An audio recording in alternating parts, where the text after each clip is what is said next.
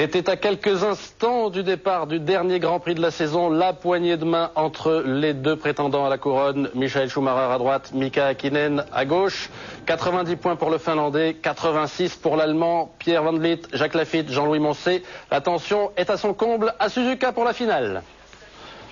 Et oui, la grande finale de ce championnat du monde de Formule 1 1998 qui aurait été vraiment passionnant, haletant jusqu'au bout avec ce duel Häkkinen-Schumacher, Jacques Laffite.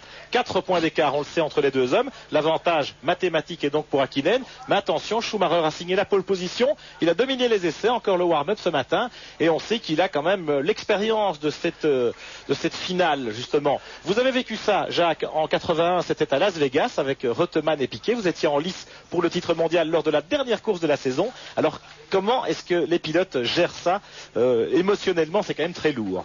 Je crois que d'abord on a eu du mal à dormir, les deux pilotes certainement, surtout Mika Häkkinen. On l'a vu assez nerveux hier finalement dans sa voiture, remuant son casque, bougeant, s'activant énormément. En fait il est très inquiet, c'est la première fois qu'il est en lice pour le titre de champion du monde. C'est l'espoir de tout pilote de Formule 1 de conquérir ce titre. Il a à côté de lui un garçon qui est 2 fois titré, donc qui a beaucoup plus d'expérience.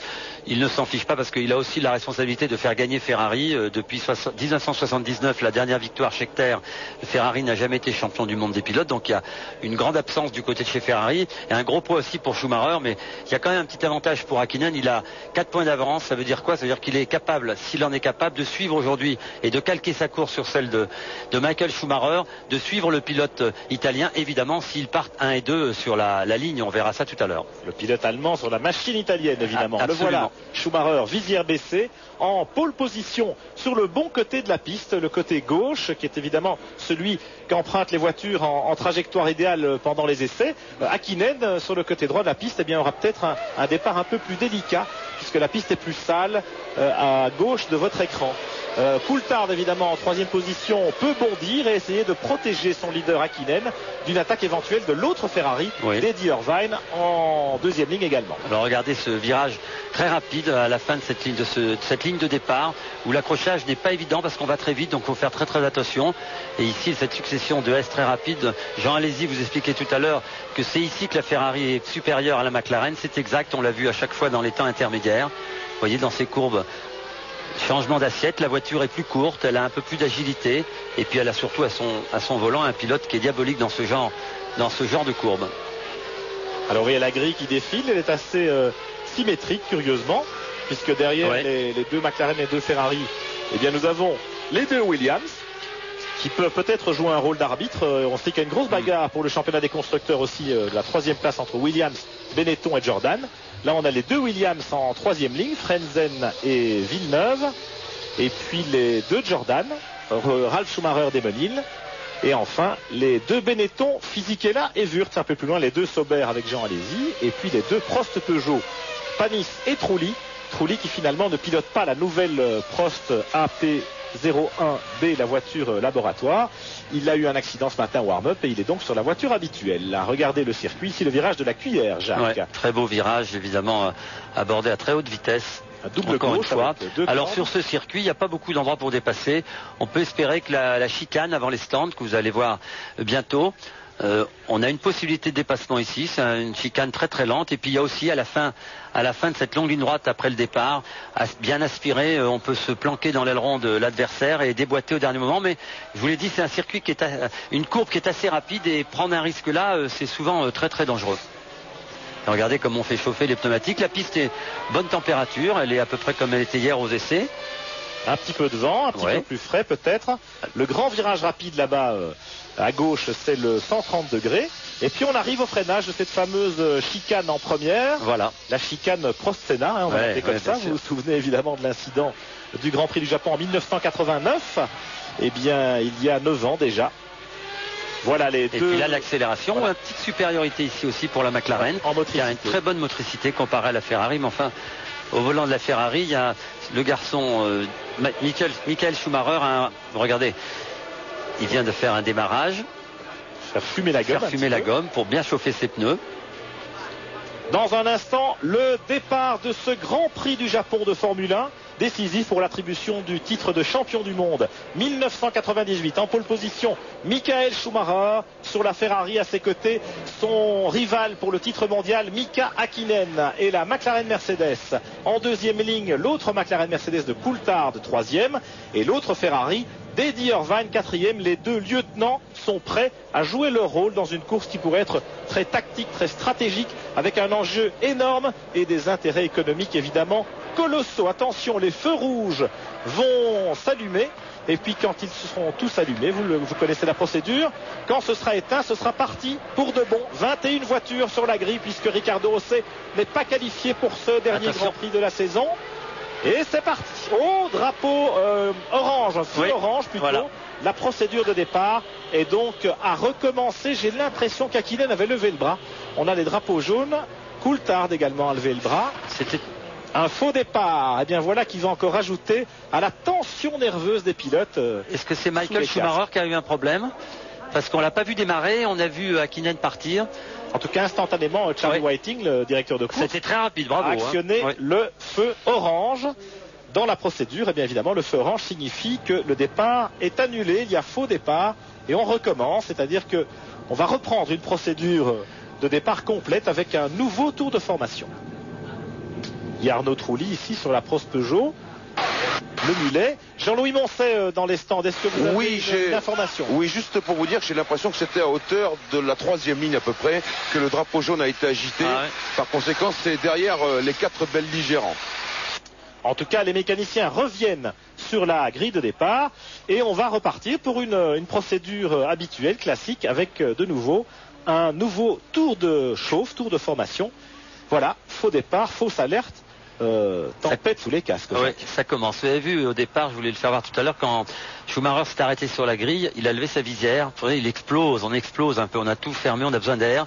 C'est une tension incroyable et tellement forte. Et vous l'avez vu, il a ouvert un peu sa visière avant de la refermer, évidemment, quand les feux se sont mis au rouge. Mais ça explique bien, en tout cas, pourquoi il y a cette tension énorme sous le casque d'un pilote juste avant le départ. On part pour le titre. Alors Hakkinen, on l'a vu, c'était très étonnant ce départ. En deuxième ou en troisième ligne. Ouais. Mais curieusement, les pilotes de première ligne ne sont pas bronchés. Enfin, Hakkinen est parti, mais vraiment pas fort. Schumacher n'a pas bronché.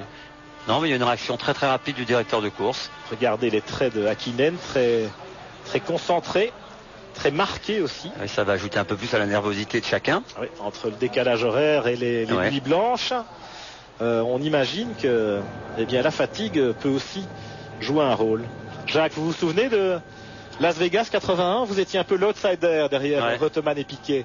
Mais sur la grille, là, vous disiez peut-être que je serai champion du monde dans 2 heures? Oui, en fait, je m'étais complètement vidé la tête et j'avais dit à mon équipe, à Guy Ligier, à Jean-Pierre Jabou qui s'occupait de ma voiture, foutez-moi la paix.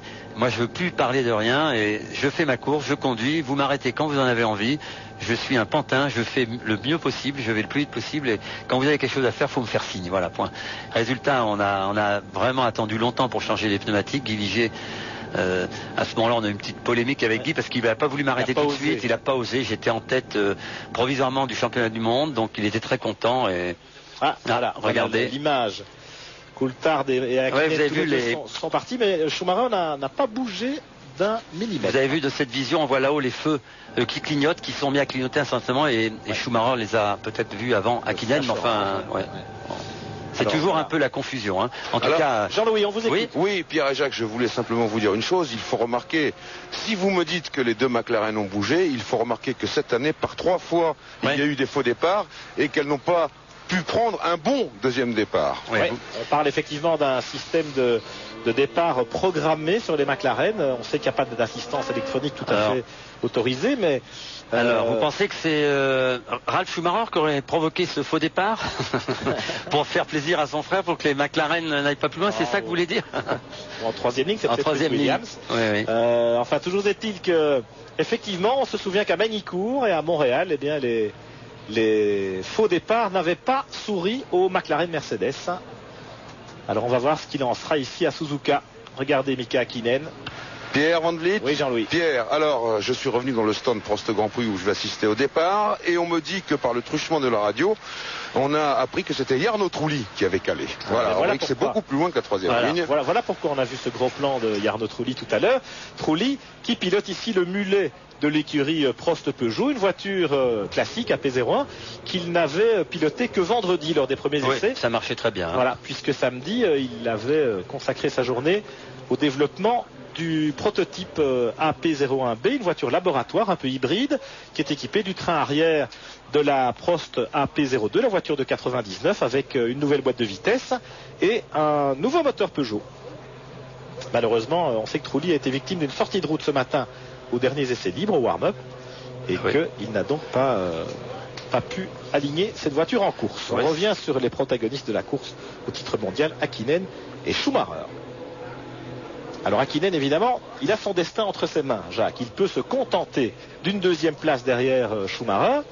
En cas de victoire éventuelle du pilote allemand, il serait encore titré. Ce n'est pas le cas de Schumacher qui lui doit absolument compter sur Eddie Irvine, a priori son équipier, pour s'intercaler entre lui et son rival. En tout cas, c'est vrai que pour Häkkinen, c'est un peu moins difficile que pour Schumacher parce que avec les deux voitures, vous savez que les deux hommes ont dominé les essais d'une façon outrageuse, reléguant leur coéquipier à 1 et voire 2 secondes pour Irvine. Regardez, on part pour le tour de chauffe.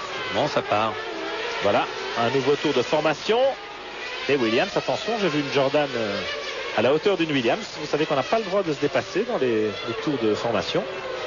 Bien sûr, et donc vous avez pu voir qu'on avait remis les pneus dans les couvertures chauffantes parce qu'effectivement, quand on s'arrête comme ça, le gros embêtement pour les pneumatiques, c'est qu'ils refroidissent et qu'on a besoin d'une certaine température pour bien démarrer. Et vous avez vu que chacun avait remis les couvertures et vous allez voir les pilotes effectuer ce tour beaucoup plus rapidement qu'ils ne l'ont fait dans la première parce que justement les pneus ne sont plus tout à fait à la même température et regardez, ça va beaucoup plus vite que tout à l'heure parce que tout le monde est conscient qu'il faut avoir des pneus très chauds pour démarrer. Voilà. Et pour garder la bonne température et la bonne pression. Parce que vous savez qu'en F1, 50 ou 100 grammes de moins ou de plus dans un pneumatique et la course, la performance de la voiture est vraiment altérée. On se souvient que ça avait pénalisé Häkkinen à Monza il y a 2 courses au Grand Prix d'Italie et Schumacher au Grand Prix du Luxembourg il y a un peu plus d'1 mois. Voilà, Schumacher, Häkkinen. On va repartir pour ce deuxième départ. Effectivement, ils ne traînent pas en chemin dans ce tour de formation. Les hommes de tête. Et puis on espère que les embrayages n'ont pas trop souffert. Mais il n'y a pas eu de départ. Il y a eu le signal du faux départ a été immédiat. Et personne n'est vraiment parti à 18 000 tours. Et Arnaud Trulli a vraiment dû caler avant la finale des 5 feux et que le directeur de course, heureusement, les commissaires ont été très prompts à lever les drapeaux et vous avez vu, ça s'est très très bien passé. Voilà, Schumacher qui a déjà pris la poudre des scorpettes, regardez. Il va vite parce qu'il les fait chauffer ces pneus, c'est important. Et Häkkinen ralentit. Regardez. Là, on joue peut-être déjà un peu au chat et à la souris parce qu'Hékkinen va se dire, Schumacher, il va devoir attendre. Mais ça chauffe. On fait chauffer le moteur. La température du moteur qui va monter sur la grille. Pierre, ce sont des choses auxquelles on pense souvent quand on est dans la voiture. Tiens, il part très vite. Moi, je vais attendre qu'il chauffe bien. Voilà, c'est vrai. Et voilà, il y a un peu d'intox entre les deux hommes. On l'a vu déjà lors des qualifications. C'était un coup à toi, un coup à moi. Pendant tous les essais, Häkkinen se contentait d'aller vite dans les 2 premiers secteurs de la piste. Alors, vous voyez, rentrer au Pierre, ici, comme la piste est sale. À cette chicane, on a une très jolie vue ici de cette chicane. Voilà, Schumacher tout seul sur la grille. Oui, je disais tout à l'heure pour en finir, c'est que Häkkinen, il a une place très très confortable. Et est-ce qu'il va accepter d'être deuxième? Est-ce que ce sont des hommes, la performance les intéresse? Ils veulent se prouver l'un à l'autre que je suis plus rapide que toi, tu es plus rapide que moi. Donc, est-ce qu'il n'est pas capable, un peu comme il avait fait à Monza, de pas conserver sa deuxième place pour aller chercher Schumacher? Enfin là, il y a le titre en jeu, mais on ne sait jamais. C'est diable d'homme, regardez. Voilà, regardez, tout le monde à la queue, le en file indienne. Et puis au dernier moment, on s'écarte pour aller se mettre à droite. On veut prendre le moins possible de poussière. On va salir les pneus un petit peu en se mettant dans la partie moins utilisée de la piste. Attention, dans la caméra embarquée de la McLaren Mercedes de Mika Häkkinen, vous voyez ce qu'il attend. Et Schumacher à sa gauche. Le départ de ce Grand Prix du Japon de Formule 1, absolument décisif. Deuxième départ après l'incident. Et Schumacher qui lève la main. Fini. Décidément. C'est voulu. C'est pas possible. Regardez, il est tout malheureux. Et que se passe-t-il? Non, ils vont pas partir. Et voilà de nouveau les feux oranges qui s'allument et les mécaniciens qui partent sur la piste. Alors Pierre, si mes souvenirs sont exacts, eh bien à chaque fois qu'il y a un tour de formation de plus, il y a un tour de moins à la course. Oui, logiquement, effectivement. Donc de 52, on devrait passer à 51 maintenant. Oui, à condition que la procédure de départ n'ait pas été complète et que les mécaniciens n'aient pas pu effectuer des ravitaillements. Voilà. Oui, voilà, on va voir s'ils ont refait les niveaux sur la grille. Et je pense que si les mécaniciens montent sur la grille, Jean-Louis, effectivement, ils refont les niveaux et on repart à zéro. On va vérifier. En tout cas, ça commence bien à Suzuka, il fait chaud. L'ambiance monte, 2 faux départs. Alors c'est rare. 2 départs, jamais 203, voilà. Oui, généralement les faux départs sont plutôt dus à des incidents ou des accidents, alors que là. Et ici, il semblerait que ce soit Schumacher. Oui, c'est Schumacher, c'est clair. On a vu le drapeau tout de suite. Signalé, bien sûr, il a même secoué la tête de dépit, quoi, en disant ça c'est stupide. Si vous pouviez avoir une info chez Ferrari, ce serait pas mal. On va y aller. Ouais. Alors voilà, tout le monde repart, de nouveau les couvertures chauffantes, bien sûr. Pour la température des pneumatiques. Et on va voir si les mécaniciens font les niveaux en carburant ou pas. Je pense pas. Regardez la petite. A priori non. A priori non. Je regarde un petit peu du centre de la grille, mais vers le haut comme vers le bas. Il faut lever l'arrière. Pas d'essence. Bon, écoutez, dans ce cas, on va partir tout court pour 51 tours au lieu de 53. Dans ce Grand Prix du Japon, ça fera à peu près 300 km au lieu de 310. Je vous propose tout de suite de profiter de ces incidents pour tourner une petite page de pub. Et puis on revient à Suzuka dans un instant pour le départ, le bon, on l'espère, de ce Grand Prix du Japon. À tout de suite. Retour à Suzuka avec une tension énorme sur la grille de départ de ce Grand Prix. Déjà 2 faux départs.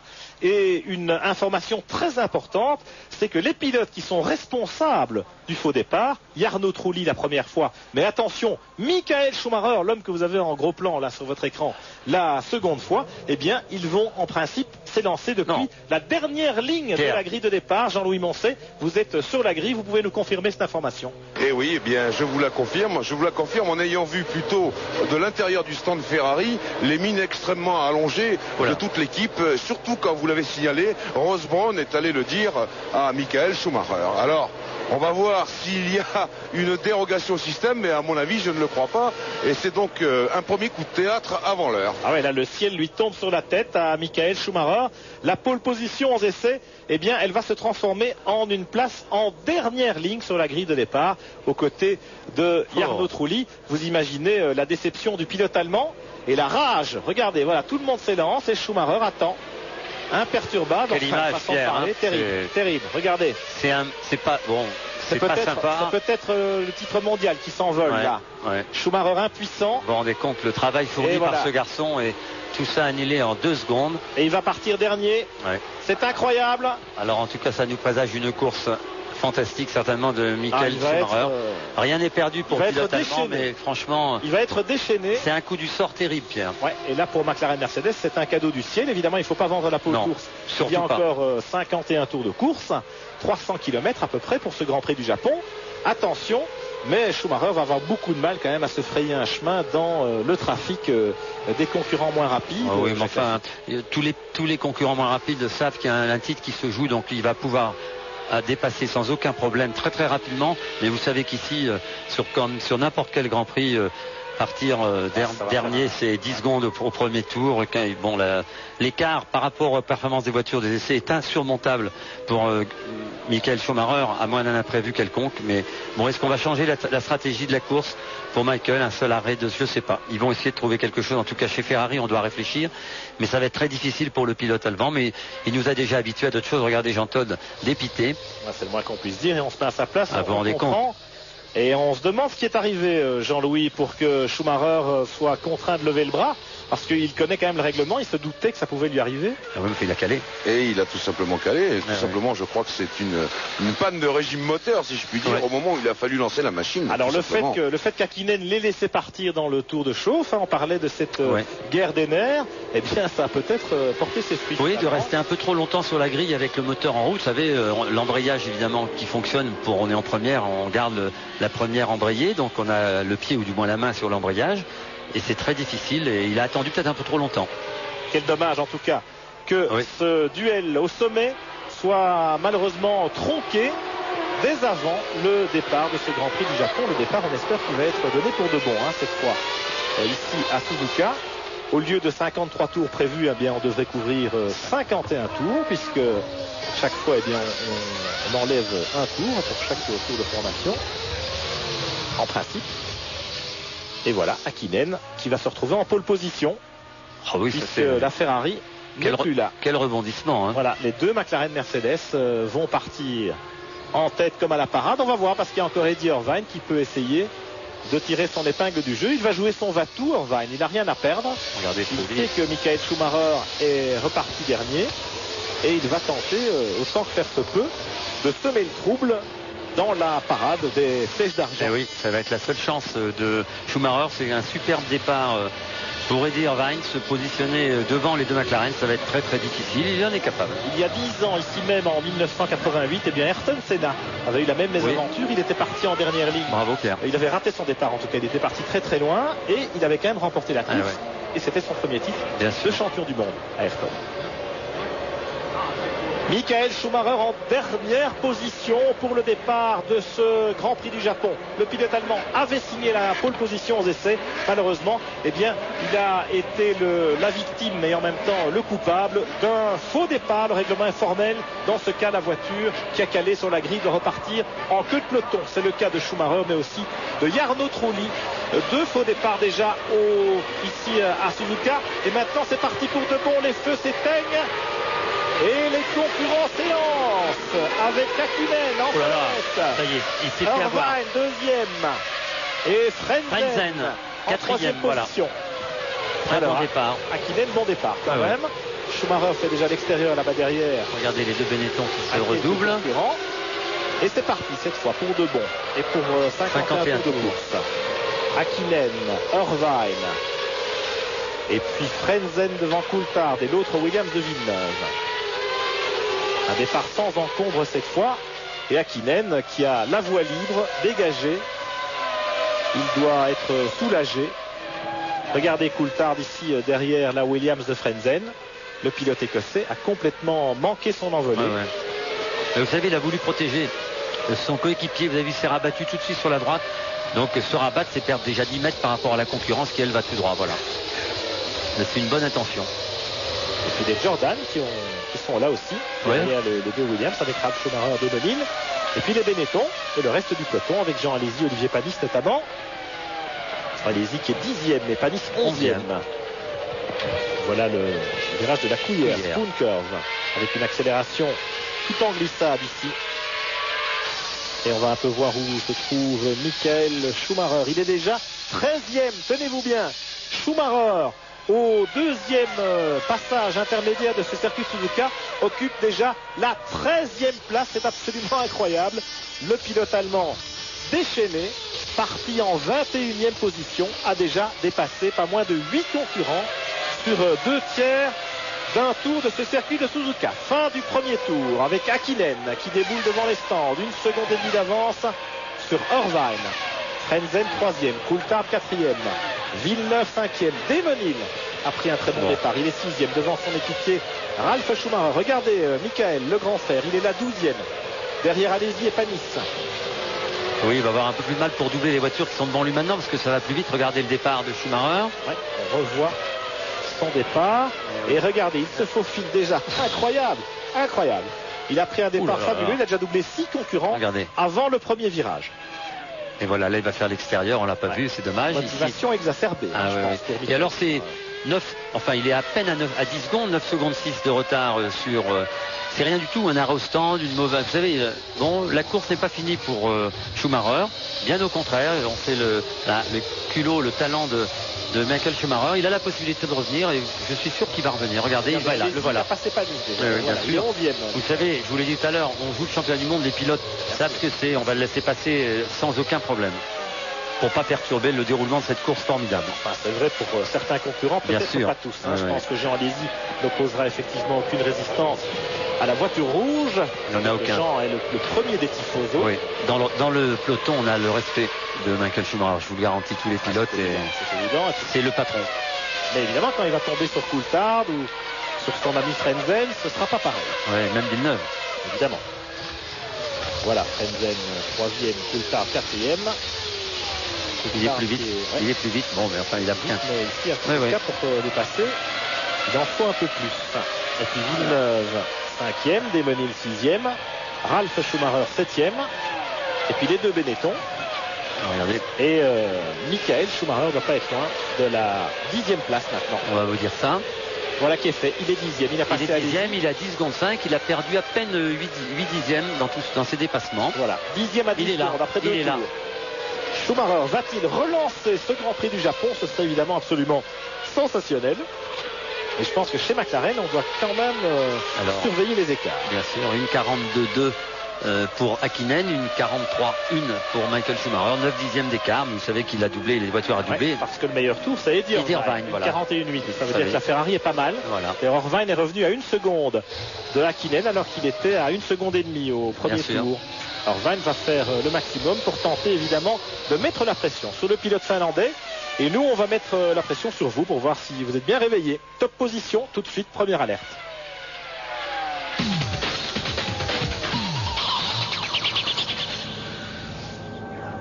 « 36-15 côté F1, le tiercé dans l'ordre à ce stade de la course pour gagner un kit photo ou des stages de pilotage. » Et chez Ferrari, regardez, Jean-Paul est en 9e position, ça y est. Il vient de doubler physique et là, on l'a vu à l'image il y a 2 secondes. Les calculs, il se rapproche de Wurtz. Voilà, il est entre les deux Benetton, Michael Schumacher. Et je pense qu'effectivement, il va pouvoir passer Wurtz comme il a passé Fisichella. Les Benetton avec les pneus Bridgestone sont franchement moins compétitifs. Regardez comme il est rapide là. Vous avez vu Est-ce qu'il est revenu sur Wurtz? Freinage de la chicane. Et à l'accélération, pas facile quand même de doubler à la régulière. Il faut que Wurtz mette un peu du sien. Regardez. Après, ce sera Ralf Schumacher, 7e. Qui va sans doute laisser passer son grand frère. Lui, il va pas passer là. Non, il passera pas là. Ça va devenir plus en plus difficile pour lui. Regardez dans l'enfilade DS. Pour passer, eh bien. Il l'a vu, Wurtz, c'est un peu écarté, il l'a vu, mais il ne le fera pas passer là. Il va le gêner un peu là parce qu'il y a une seule trajectoire dans cette enfilade rapide. Michael Schumacher va bondir à la première occasion. Et voilà, c'est fait. Très sympa de la part d'Alexander Wurtz. Devant, il y a Ralf Schumacher. Ça fume. Oui, j'ai l'impression qu'il y avait un peu de fumée, effectivement, qui s'élevait de l'aileron arrière de la Jordan Honda de Ralf Schumacher. Peut-être un peu d'huile sur la visière de son grand frère. Eh oui, ça aussi. Ça peut jouer des tours parfois. Jordan Honda qui a un nouveau moteur qu'ils utilisent aussi pour la course. Oui, ils sont à domicile. Honda, eh bien, ils ont mis les plus plats dans les grands pour que les Jordan finissent la saison en beauté. On sait qu'ils sont en lutte pour la 3e place au championnat des constructeurs avec les Williams et les Benetton. Regardez comme ils font sur son frère. Ralf Schumacher 7e, Michael Schumacher 8e, toujours à peu près à 10 secondes des hommes de tête. Les voilà, Mika Hakkinen et Eddie Irvine. 1 seconde d'écart à peine entre la McLaren et la Ferrari en tête de la course. Et puis Frentzen et Coulthard, roue dans roue. Coulthard beaucoup plus rapide, mais impossibilité de doubler à la régulière à ce stade du Grand Prix. Voilà la chicane. Ensuite, nous avons Villeneuve 5e sur l'autre Williams. Desmonil 6e avec la Jordan Honda. Et puis pour la 7e place, on va voir qui déboule, si c'est Ralf ou si c'est Michael Schumacher. Les leaders sont dans leur 5e tour. Voilà, il est à 12 secondes maintenant. Il a perdu un peu de temps. Oui, mais c'est pas grand-chose. Tout à l'heure, voilà l'écart. Hakkinen Schumacher qui s'affiche dans le bas de votre écran. 12 secondes. Et entre Hakkinen et Irvine, il y a 1 seconde 2. Hakkinen est loin d'avoir course gagnée. Et Irvine, on sait qu'il apprécie ce tracé de Suzuka, un circuit qu'il connaît bien. Lui qui a longtemps couru au Japon dans le championnat de Formule 3000. Alors on ne sait pas, Pierre, quelles sont les stratégies employées par les équipes, que ce soit chez Ferrari ou chez McLaren, Mercedes. Vous savez que l'une est équipée en Goodyear, l'autre en Bridgestone. Alors peut-être chez Bridgestone, on pourrait peut-être tenter un seul arrêt. Ça paraît incroyable parce que la piste monte, descend, il y a des successions d'enchaînements, de courbes rapides. Et regardez. Michael Schumacher toujours entre les deux Jordan. Il n'est pas encore parvenu à revenir dans le sillage immédiat de la voiture de son frère, Ralf, devant lui. Ça y est, il est passé. La voiture jaune là-bas. Je pense, non, à droite. Non, il est toujours derrière. Il est toujours derrière. Il est là, entre les deux Jordan. Oui, c'est ça, voilà. Ah, c'est Desmonil, bien sûr, voilà. Vous avez raison. Ralph, il est derrière et c'est Damon Hill maintenant. Damon Hill et Jacques Villeneuve qui sont en devant. Bagarre. On a là une triplette de champions du monde. Alors est-ce que vu les performances de Eddie Irvine par rapport aux essais, est-ce qu'il ne ferait pas un arrêt supplémentaire? On a peut-être mis un peu moins d'essence sur la voiture d'Irvine pour venir troubler un peu la sérénité des McLaren. On ne sait pas, regardez, il est vraiment pas loin. Hein. Non, il n'est pas loin, effectivement. Il n'est pas loin de la troisième place. Voilà, l'écart augmenté entre Hakkinen. Hein. Ouais, regardez. Bien sûr, parce que... Ça y est. Voilà, est-ce que Damon Hill va lui faciliter la tâche? Non. Vous savez qu'entre Damon Hill et Michael Schumacher, on ne se fait pas de cadeau, généralement. Ouais, mais enfin quand même. C'est le titre et... Ouais. On va voir ici, dans l'enfilade il n'y a aucune chance, peut-être à la fin, mais il faut qu'il y mette un peu du sien. Jacques Villeneuve devant. Quand on a un homme comme Schumacher derrière, on peut le laisser passer. Quand on sait qu'il veut être champion du monde, moi je serai à la place de Hill. En même temps, il n'a pas le droit à l'erreur. Oui, évidemment. Le moindre incident, c'est fini. Et c'est fini.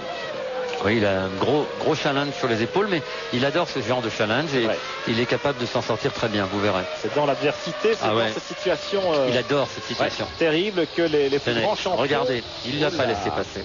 Que les plus grands champions s'expriment le mieux. La colère peut être bonne conseillère. Oui. Pas coutume. La colère en voiture, ça c'est toujours bon. C'est la rage. C'est même plus de la colère. Alors, Villeneuve, Hill, Schumacher. Enfin, il a deux protagonistes avec lesquels il s'est battu pour le championnat du monde.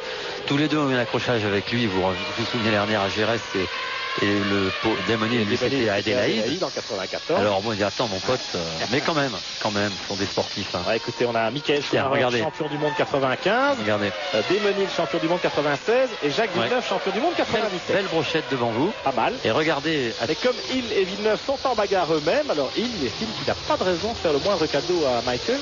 Et il n'en fait pas, parce que là, il aurait peut-être pu un petit peu lui passer. Peut-être là, ça y est, c'est bon là. Il va peut-être passer. Non, je crois pas. Il va essayer, moi je vous le dis. De pointe, il est un peu mieux. Je vous le dis, regardez. Mais Damon. Ouais. Non, ça passe pas, il n'y a pas de vrai freinage là. Il a un challenge difficile, la moindre erreur, et le titre est perdu, s'envole. Donc, et là, je peux vous dire que c'est des poignées de secondes qui s'envolent. Il pointe maintenant à 15 secondes de retard sur Hakkinen. Hakkinen qui a maintenant un petit peu de marge. Il a 2 secondes d'avantage sur Irvine en deuxième position.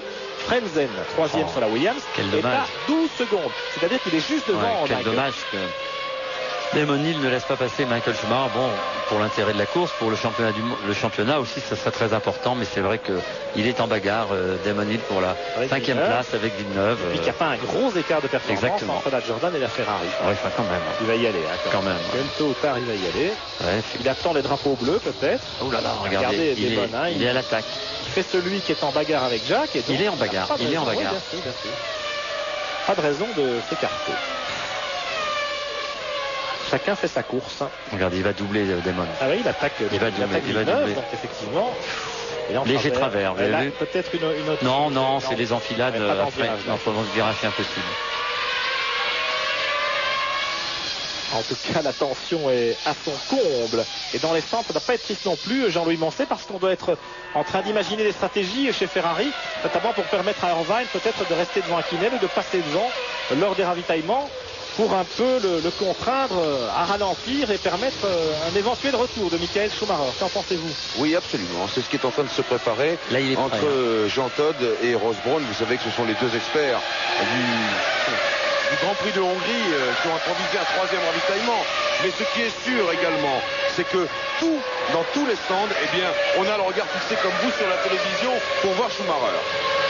Bien évidemment, la remontée de Schumacher. Regardez Eddie Jordan ici. Qu'est-ce qu'il faut faire? Bon, Damon Hill est assez grand pour savoir ce qu'il a à faire. Mais Jean Todt, lui, ça le démange. Il irait bien jusqu'au stand Jordan en courant pour leur dire laissez passer. 16 secondes d'écart, hein, Pierre. C'est un moment difficile pour Schumacher. C'est vrai que c'est délicat, mais quand même, on pourrait penser que Damon Hill pourrait mettre un peu du sien pour laisser passer Michael Schumacher. Vous savez, il y a un lourd contentieux entre eux. 7 tours couverts dans ce Grand Prix du Japon de Formule 1. Hakkinen en tête devant Eddie Irvine. Et puis un peloton groupé, une quinzaine de secondes derrière les deux hommes de tête, avec Frenzen, David Coulthard, qui sont un petit peu devant ce groupe que vous avez à l'image. Jacques Villeneuve et Damon Hill en pleine bagarre pour la 5e place. Et puis Michael Schumacher qui trépigne d'impatience sur sa Ferrari dans une remontée absolument fabuleuse après son départ depuis la dernière place sur la grille du départ pour avoir provoqué un faux départ. Le problème, Jacques Lafitte, c'est de trouver l'ouverture. On a l'impression que Schumacher, pour l'instant, eh bien, il prend patience.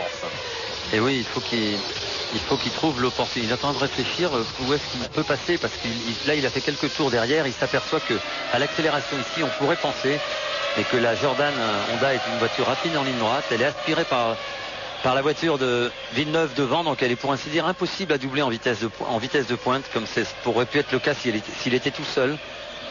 Et pendant ce temps, en tête du Grand Prix, en caméra embarquée avec Mika Hakkinen. C'est beau, hein, regardez. Il a à peu près 1 seconde 7 d'avance sur Eddie Irvine. L'écart est à peu près stable entre le Finlandais en tête, leader du championnat du monde, et l'Irlandais de Ferrari en 2e position.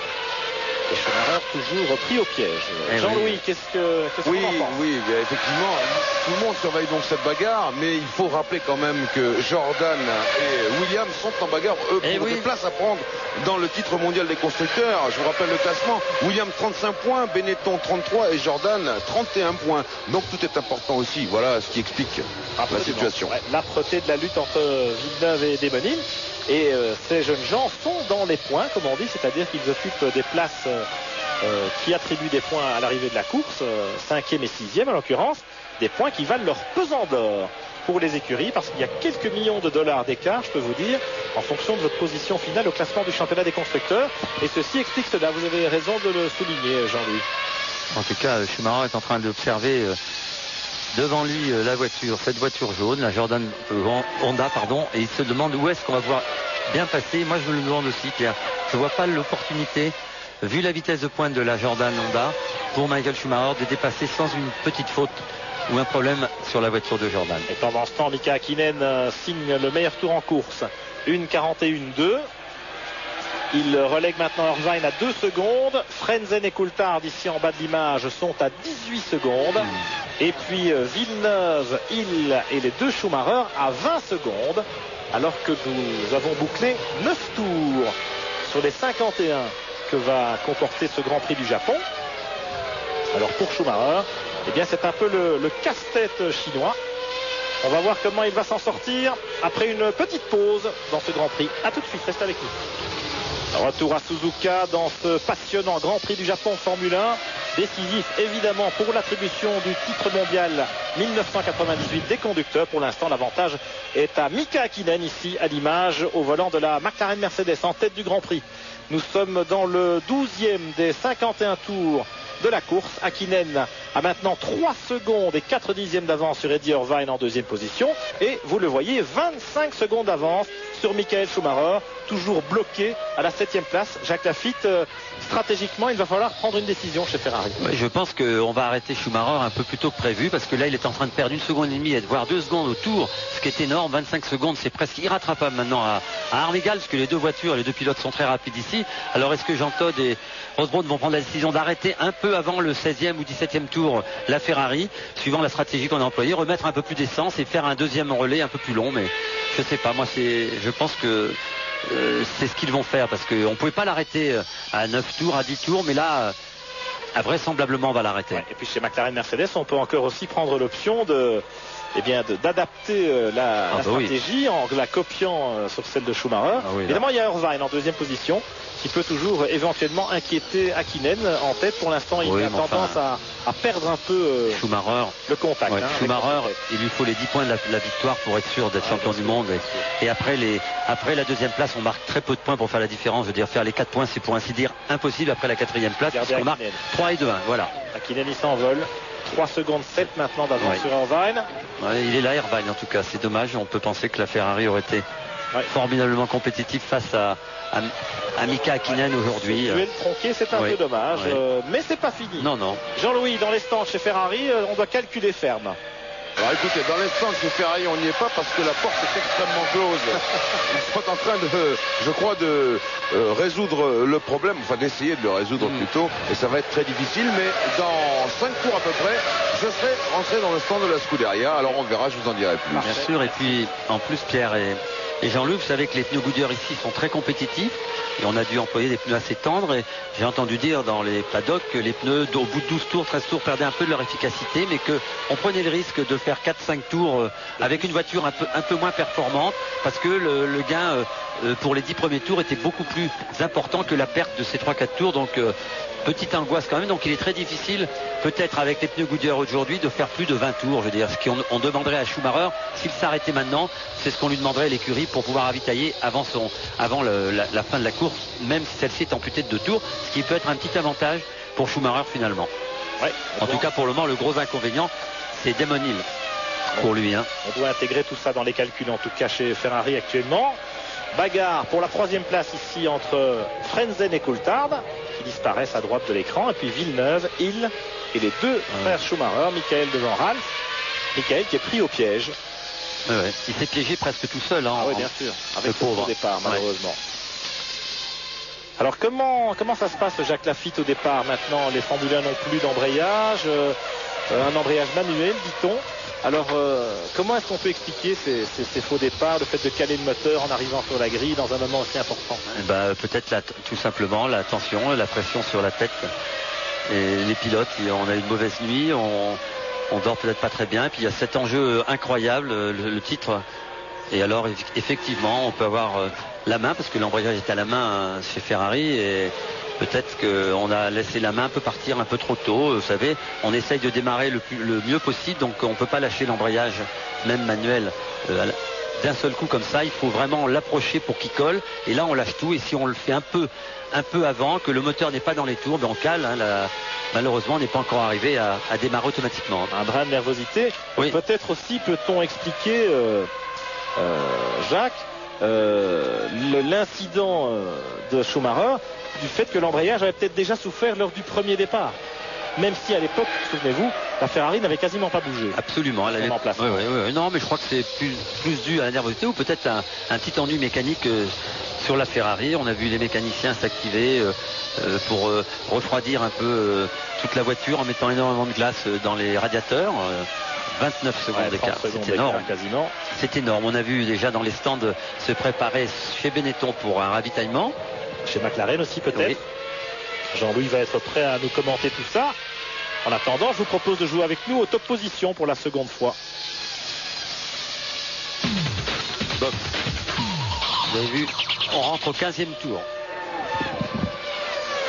Et oui, Eddie Irvine va être le premier à s'arrêter, semble-t-il. En tout cas, on a passé la flèche au pilote irlandais. Il y a Damon Hill également qui rentre. Voilà une bonne nouvelle pour Michael Schumacher.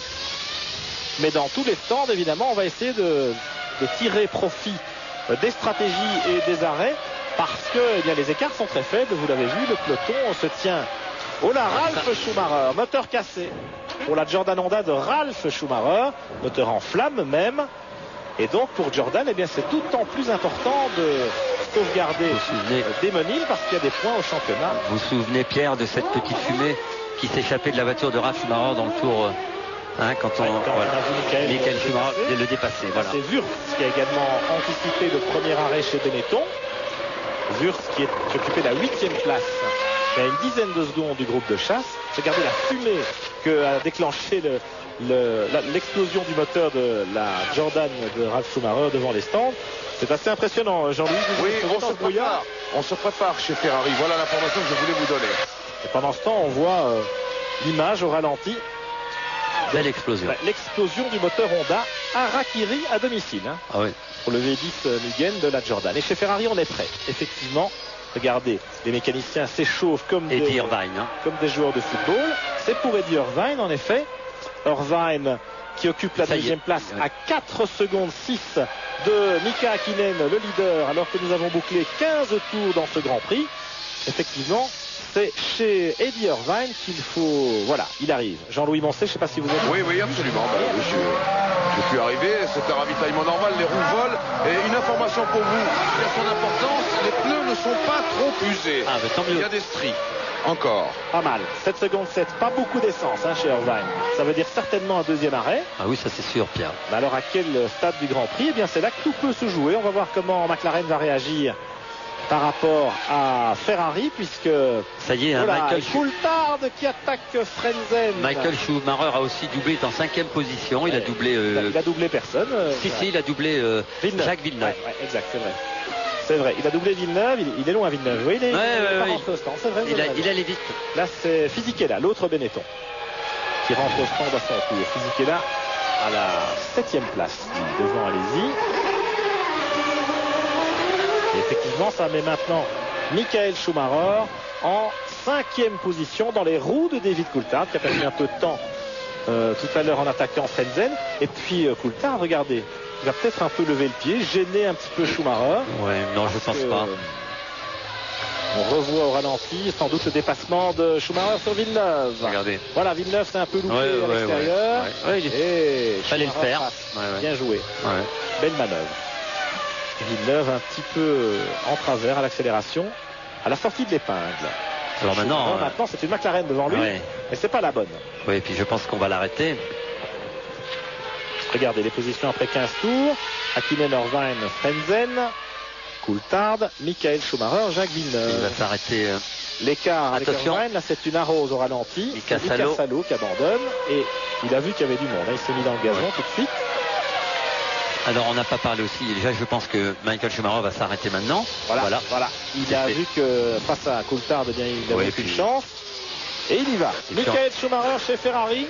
Attention, avec des pneus absolument neufs, prêts bien entendu pour être mis sur la voiture. Donc des pneus parodés et surtout regardez bien le chronomètre pour les litres d'essence. Voilà Schum.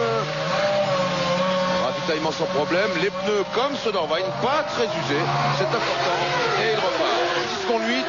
Donc ça fait peu d'essence. 6 secondes 8, il y a du record dans l'air. Il y a très peu d'essence. Il arrache une protection de visière, Michael Schumacher.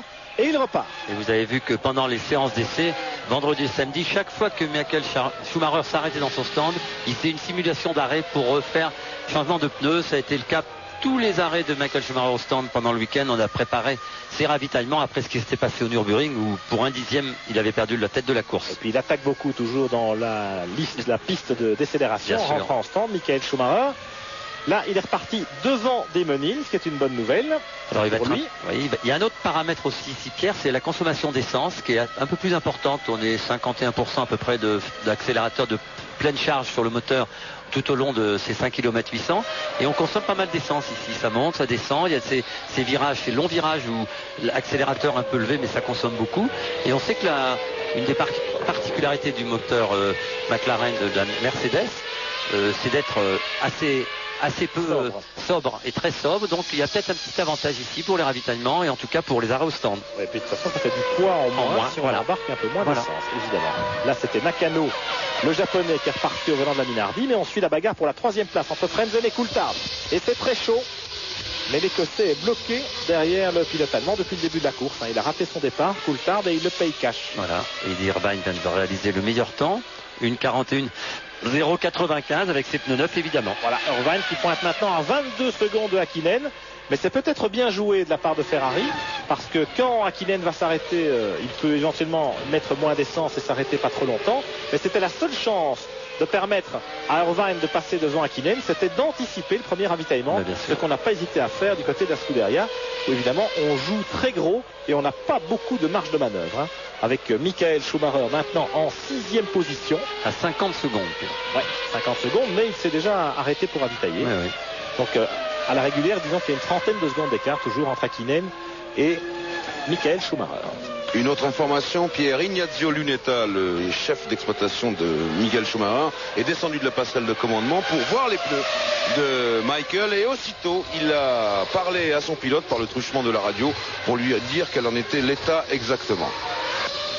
On sait d'ailleurs que Schumacher a des pneus neufs en réserve parce qu'il n'a pas passé tous ses 4 trains lors des qualifications hier. Voilà Mika Hakkinen, le leader dans les stands. Attention, un ravitaillement très important évidemment chez McLaren Mercedes. Alors, beaucoup d'essence ou pas? Vraisemblablement une stratégie à 2 arrêts. Nous sommes au 18e tour. Regardez Eddie Irvine. Il déboule et Hakkinen va repartir devant. Je pense, oui, voilà. Irvine est là-bas au fond. Hakkinen repart devant, mais avec son élan, Irvine va revenir pas très loin du leader de la course, peut-être 2 ou 3 secondes. Ce qui veut dire comme indication, Pierre, qu'il faut au moins avoir 20 secondes d'avance pour repartir devant. C'était le cas de Mika Hakkinen par rapport à Irvine. Il est reparti en tête. Il avait un peu plus de 20 secondes d'avance. 22 secondes, voilà. C'est suffisant. Voilà. Ça donnera une petite indication si on voyait revenir. Attention, il y a Frenzen, Villeneuve. Frenzen est toujours en piste, en 3e position, en bagarre avec David Coulthard. Record du tour pour Michael Schumacher, 1:40,279. Oui, Irvine venait de faire 1:41,00 et Schumacher en pneu neuf, 1:40,2. Schumacher qui a la voie libre maintenant puisque Villeneuve s'est arrêté. En tout cas, on va vous donner les écarts des tours entre Schumacher et Mika Hakkinen pour voir si celui-ci est capable de remonter l'handicap. Un peu de trafic pour Hakkinen avec la Minardi de Nakano devant lui. Et Irvine va essayer d'en profiter pour opérer la jonction. En tout cas, il a repris 2 secondes et demie dans ce tour-là à Hakkinen, avec l'arrêt. Ouais. On va voir maintenant quel va être l'écart. Ouais, il est à 3 secondes à peu près. Irvine. Oui, Irvine 3 secondes et Schumacher va à 27 secondes. 27 ou 28 secondes, ce qui est pas mal. Ouais, mais s'il continue à attaquer comme ça. Ah oui, c'est ce qu'il faut. On va vous tenir au courant. Voilà, Hakkinen a passé Nakano. Mais il a quand même perdu quelques dixièmes dans l'aventure. Il va en arriver au 19e passage. Pour Hakkinen, c'est assez confortable parce que Schumacher, il faut qu'il revienne évidemment sur Hakkinen, mais il faut aussi qu'il soit devant. Donc c'est pas facile, comme on l'a vu depuis le début de la course, pour Schumacher de dépasser ici. Ça sera pas plus facile pour dépasser Mika Hakkinen, pour être le vainqueur de cette course et pour avoir la possibilité de remporter ce titre. Auquel cas, Hakkinen peut encore se contenter de la deuxième place. Bien sûr, oui. Il est sur du velours. Il est sur du velours, en tout cas pour le moment. Frenzen au stand, il était 3e. Avec l'autre Williams Mecachrome. Les Williams qui vont tenter de conserver leur 3e rang au championnat des constructeurs. Il a perdu des plumes, Frenzen, 9 secondes et demie. C'est beaucoup. Un arrêt assez long. Alors peut-être qu'on a embarqué un peu plus d'essence, mais j'ai plutôt l'impression que ces mécaniciens, comme d'habitude, c'est pas très rapide. Un petit peu mélangé les pinceaux. En tout cas, nouveau record du tour, Pierre, pour Michael Schumacher, 1:40,190. Il est maintenant à 28 secondes et 7 dixièmes de Mika Hakkinen et on va vous tenir au courant. Il est dans le trafic. Là, c'est Alesi qui repart après son arrêt. C'est 7 secondes 8 chez Sauber, pas mal. Alesi qui était 6e. Oui. Il aimerait bien finir la saison en beauté, notre Jeannot national. Mais la Sauber Petronas, sur un tracé aussi exigeant que Suzuka, a un petit peu de mal de se glisser au niveau des meilleurs. Panis est 12e, Trulli 13e. Ouais. Et là, regardez, c'est Hakkinen qui klaxonne un peu derrière la Prost. Ici, c'est Luca Di Montezemolo, le président de Ferrari Automobili. Et du côté de chez McLaren Mercedes, eh bien, il y a également Jürgen Hubert, un membre du directoire de Mercedes-Benz. On vous parlait des enjeux économiques, de prestige. Oh là, monsieur Takagi. Non, ça s'est bien passé. Ouais. Irvine a passé la Tyrrell. Il a perdu un petit peu de temps aussi. On va voir. Hakkinen. 20e tour dans ce Grand Prix du Japon. Mika Hakkinen toujours en tête sur la McLaren Mercedes avec 4 secondes d'avance sur Eddie Irvine en 2e position ici avec la Ferrari. David Coulthard sur l'autre McLaren Mercedes occupe la 3e place à 20 secondes. Frenzen 4e sur la Williams à 21 secondes. Michael Schumacher 5e au volant de l'autre Ferrari à 28 secondes du leader. Michael Schumacher qui attaque tant et plus, qui essaye de combler son retard. Michael Schumacher, il est en 4e position maintenant, Pierre. Et il tourne en 1:45 et Hakkinen en 1:42,4. Ça veut dire presque, 2 secondes d'écart, c'est énorme. Il a 26 secondes d'écart, il reste 31 tours à parcourir. Si ça continue comme ça, il va vite être dans les fesses de Hakkinen, enfin vite, en fin de Grand Prix en tout cas, mais en sachant bien que Hakkinen étant leader de la course, leader du championnat, je ne pense pas qu'Hakkinen va prendre aucun risque pour distancer ses rivaux. Il faut nuancer tout ça parce qu'Hakkinen a quand même perdu du temps dans le trafic lors des 2 derniers tours, et ça explique ses chronos un peu moins rapides. En tout cas, Michael Schumacher est déchaîné. C'est vrai qu'il a pris la 4e place maintenant en profitant du ravitaillement de Frenzen. Et voilà, 21e au départ, Michael Schumacher, 4e après 20 tours de course. Alors qu'est-ce que ce sera au 40e tour? Et puis au moment du drapeau à damier, un peu plus tard, suspense.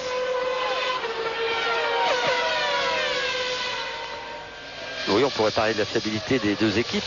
Ferrari a connu une saison formidable. Schumacher n'a eu qu'un ennui mécanique, c'était en Australie. Où premier Grand Prix, il avait cassé son moteur peu de tours après le départ, alors que Häkkinen a eu beaucoup de problèmes avec sa voiture, le problème de boîte de vitesse, de frein, de moteur. Et regardez là, on prépare un arrêt pour Coulthard qui ne s'était pas encore arrêté. Ça veut dire que Coulthard a fait 21 tours. 22 tours maintenant. Alors Coulthard, il a combien? Il a un an, il va repartir derrière Schumacher. Hein. Oui, tout à fait. Ça va faire une place de gagné encore pour Michael Schumacher. Et peut-être même derrière Frentzen. Sûrement. Ouais. Et ils ont rallongé le premier relais de David Coulthard chez McLaren Mercedes. On se demande pourquoi. Peut-être pour n'en faire qu'un seul, on va être fixé. Non. À peu près 8 secondes. Alors regardez, il va se retrouver en 5e position, le petit Coulthard. Il a perdu beaucoup de temps en début de course derrière Frentzen. Ouais. Alors Michael Schumacher attaque, mais Mika Häkkinen a haussé le ton également. Il vient de tourner en 1:41.179. Et alors que Schumacher, lui, s'est loupé à la chicane. Oui, il attaque. C'est ce qu'il ne faut pas faire. Tirer tout droit à la chicane. Franchement, il n'a pas d'autre choix, Michael. Il est obligé d'attaquer comme un fondu. Il a perdu quelques dixièmes seulement. Il est tourné en 1:41.9. Ouais, pourvu qu'il n'ait pas abîmé sa voiture. Vous savez qu'elle est solide, la voiture. Vous vous souvenez du Grand Prix d'Autriche? Elle était beaucoup plus impressionnante que cela. Mais enfin, effectivement, ça peut arriver. Bah oui, ça va lui arriver, il n'a pas d'autre choix. Hein. Non, pas d'alternative pour Michael Schumacher qui attaque toujours, tenter plus. Il est maintenant 4e de ce Grand Prix du Japon, à 27 secondes du leader Häkkinen. Il va être 3e maintenant. Oui, évidemment, le ravitaillement de Coulthard va lui permettre de prendre la 3e place de Ferrari maintenant, entre les deux McLaren Mercedes. Et rien n'est joué, même si, pour l'instant, bien sûr, tout roule pour Mika Häkkinen. Vous parliez de la fiabilité des McLaren Mercedes, Jacques, par rapport au Ferrari. On ne souhaite évidemment pas de mal à Mika, mais l'inquiétude, elle est plutôt du côté de McLaren Mercedes en ce qui concerne la fiabilité. Oui, c'est sûr, si ce n'est que avec l'avantage que possède maintenant Mika Häkkinen et la confortable place de leader, il peut voir venir, c'est-à-dire peut-être moins tirer sur ses freins, sur son moteur et sur sa boîte de vitesse, se contenter d'une cadence un peu plus légère, un peu moins rapide qu'il n'aurait dû faire s'il a eu Irvine ou Schumacher dans ses fesses. Il vous écoute pas, pas du tout. Pas 49. Il vient de tourner en 1:40.9. C'est son meilleur temps. C'est le meilleur temps pour Mika Häkkinen. Voilà, il a donné la réponse.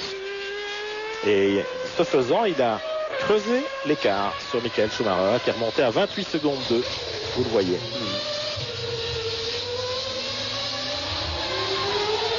Alors évidemment, dans la situation actuelle, s'il arrivait quoi que ce soit à Mika Häkkinen, Irvine était en 2e position. Vous pensez bien que la première place échouerait évidemment à Michael Schumacher et lui permettrait de remporter une victoire et le titre.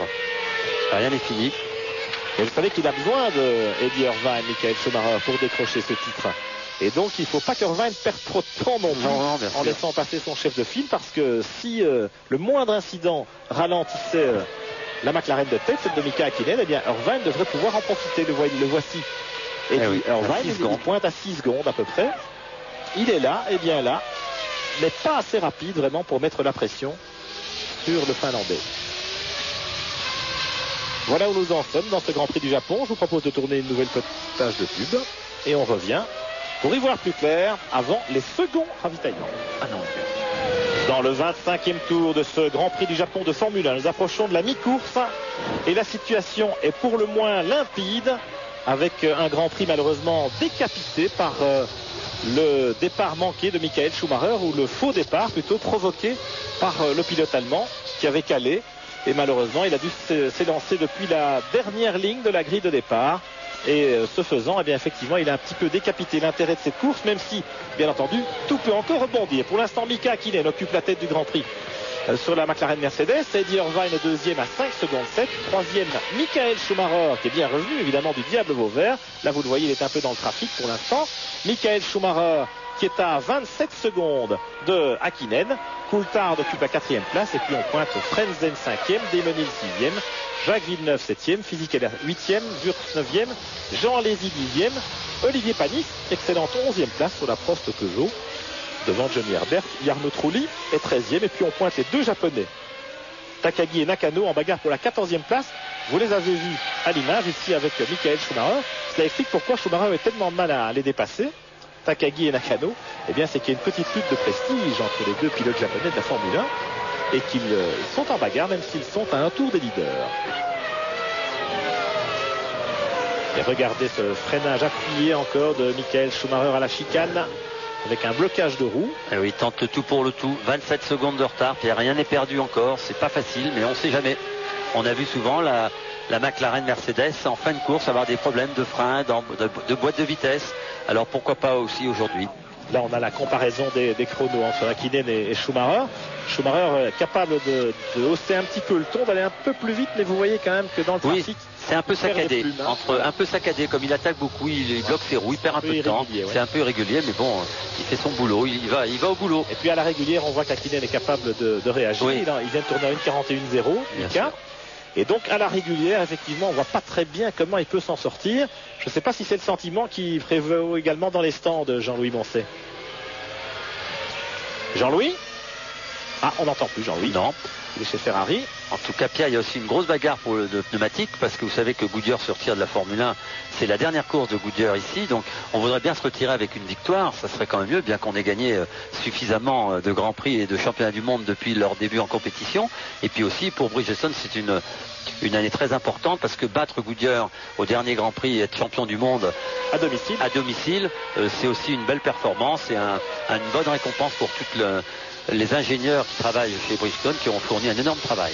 Et il faut saluer aussi quand même le boulot de Goodyear, qui était effectivement un petit peu dominé par Bridgestone en début de saison, et qui est revenu et qui a effectué un travail extraordinaire pour permettre à Ferrari de se battre jusqu'au bout face au McLaren Mercedes. Goodyear, qui va effectivement tirer sa révérence au terme de ce Grand Prix. Le manufacturier américain était équipementier en Formule 1 depuis 1964 sans discontinuer. Vous vous rendez compte, un énorme travail, un très beau travail effectué par les ingénieurs de chez Goodyear, parce qu'on était un peu largués en début de saison, on a énormément travaillé alors qu'ils allaient s'arrêter à la fin de la saison. Non, ils ont relevé le challenge avec Ferrari. Est-ce qu'on va récupérer McLaren, Mercedes et Bridgestone pour leur faire voir? Bon, ça se joue, vous avez vu ce départ manqué de Michael Schumacher. Regardez l'attaque permanente. On les abîme les pneus. Le pneu avant-droit, il a souffert. Regardez à l'intérieur. Il y a un petit plat. Je pense que chez Ferrari. Alors le plat provoque évidemment, plus on va freiner, plus Michael Schumacher va essayer de freiner tard, plus il va provoquer des freinages retardés, plus son pneu va s'allumer, parce qu'il commence à être vraiment à l'usure. Sans parler des vibrations dans la direction. Peut-être un deuxième arrêt pour Schumacher, Jean-Louis. Pierre Van Vliet, Jacques Lafitte. Je le sais. J'étais en salle de presse parce que le bruit a couru que Schumacher avait été pénalisé parce qu'il avait effectué un faux départ. Je me suis renseigné en salle de presse, j'étais voir le panneau des marshals qui surveillent cette course, et absolument pas. La réglementation a été observée à la lettre. Il avait calé et par conséquent il est parti en dernière ligne.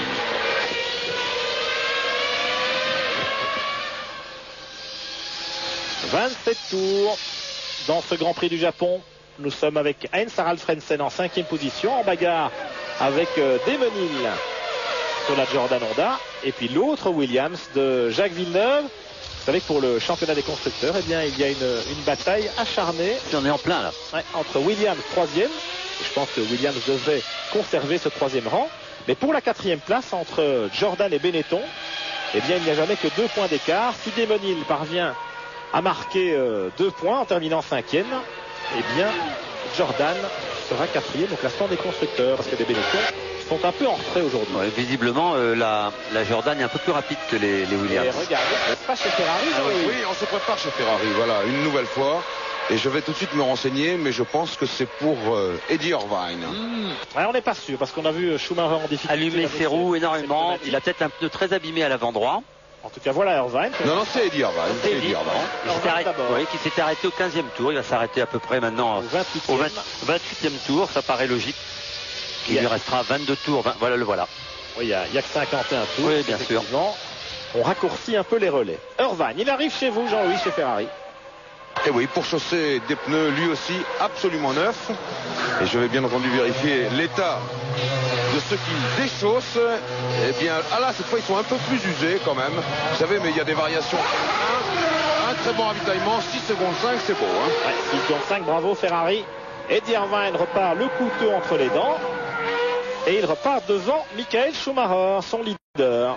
Schumacher qui ne va pas tarder, à mon avis, à limiter et à rentrer au stand. Alors, c'est le moment peut-être d'essayer de vous piéger en jouant aux top positions.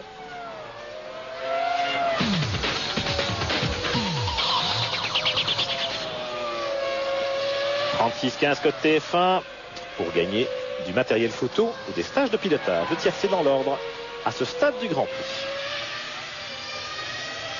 Retour en tête de la course après 28 tours. Mika Hakkinen, le leader sur la McLaren Mercedes, a maintenant 8 secondes. Il avait 8 secondes d'avance sur la Ferrari d'Eddie Irvine en deuxième position, juste avant le second ravitaillement du pilote irlandais. Il va donc maintenant avoir une trentaine de secondes de marge, c'est-à-dire bien assez pour ravitailler à son tour. Même si on sait que les ravitaillements sont un peu décalés entre McLaren et Ferrari cet après-midi, ici à Suzuka. Irvine, le voici, le voilà. Il arrive à Spoon Curve avec Schumacher derrière lui. Les deux Ferrari, mais Schumacher doit encore ravitailler une deuxième fois. Et c'est un peu la quadrature du cercle, Jacques Lafitte, pour Ferrari maintenant. Eh bien, il n'y a plus qu'à attendre une éventuelle défaillance de la McLaren Mercedes de tête. Bien sûr, en plus, David Coulthard, lui, est quatrième. Il est à 15 secondes de Schumacher. À 20, voilà, très loin. Il est à trop loin, en tout cas, pour aider son coéquipier. Il faudrait qu'il se rapproche un peu plus des deux voitures rouges pour pouvoir jouer les troubles faits au cas où Mika Hakkinen connaîtrait des alertes. Alors, petite nouvelle des Français aussi, avant les deuxièmes ravitaillements. Jean Alesi occupe toujours la 10e place à 1 minute 16 de la tête de la course. Et puis, Olivier Panis est 11e sur la poste jaune. Alesi est en lutte avec Wurz pour la 9e place. Les voici, les voilà. Et puis, Panis est plus loin, à peu près 24 secondes derrière la Sauber. Là, c'est la Tyrrell de Takagi qui s'arrête. Le jeune pilote japonais qu'on annonce peut-être chez Arrows la saison prochaine. Takagi qui devrait piloter pour Honda en l'an 2000. On sait qu'Honda a annoncé son retour en l'an 2000 avec une écurie 100% japonaise, châssis et moteur.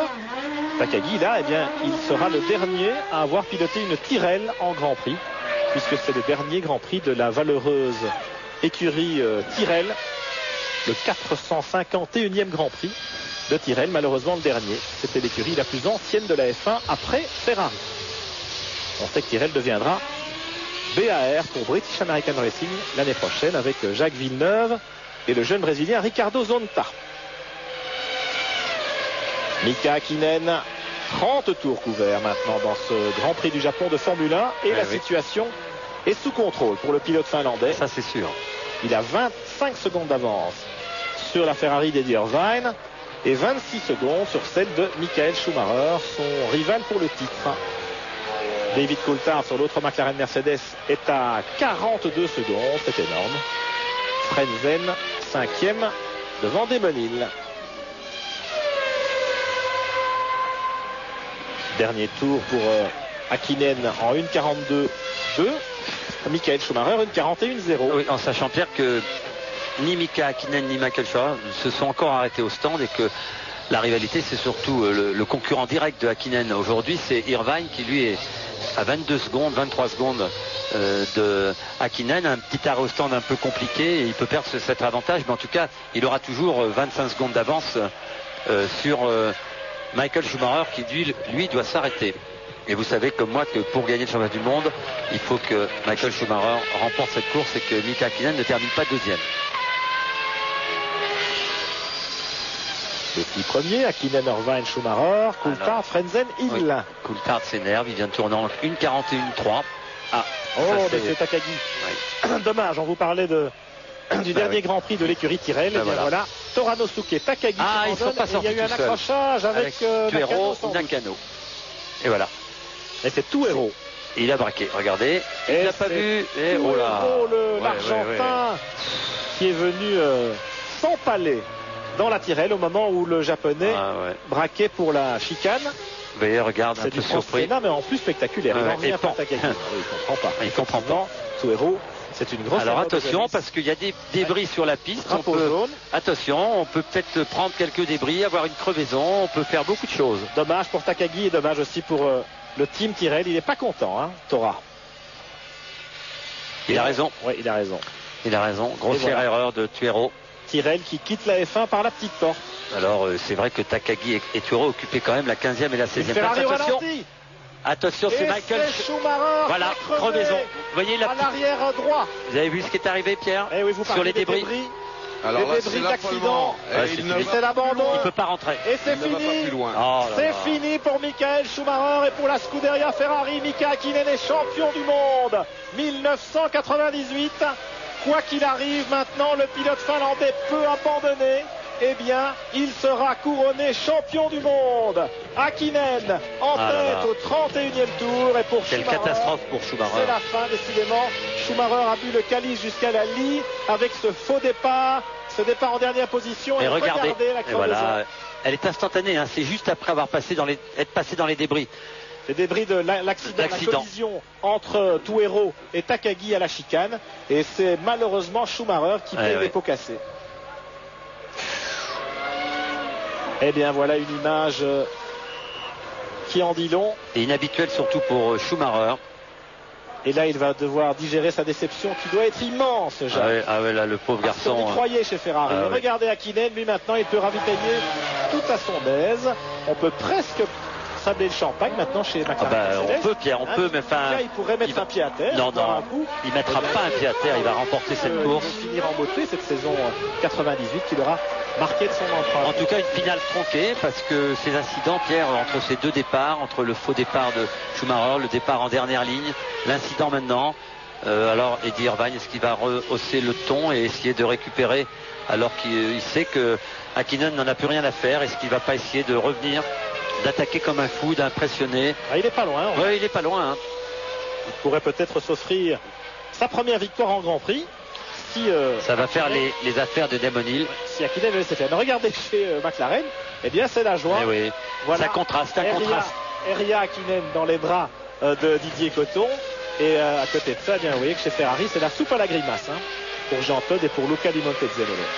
Alors Pierre, on va pas dire que ce titre, il ne le mérite pas, le pilote finlandais, mais on aurait préféré le voir gagner avec un vrai adversaire. Un vrai duel. Et ce duel a été écourté dès le départ, malheureusement. Mais en tout cas, c'est un beau vainqueur, quoi qu'il arrive. Nakano qui repart des stands sur la Minardi. Et on en parlait, Jacques, avant le départ de ce Grand Prix. Quelle que soit l'issue de Suzuka, on aurait eu un bon champion du monde, un très beau champion du monde. On a eu un beau Hakkinen, que ce soit Schumacher, tous les deux méritaient le titre d'une certaine manière. Et puis Hakkinen avait l'avantage, Schumacher n'avait pas le droit à l'erreur.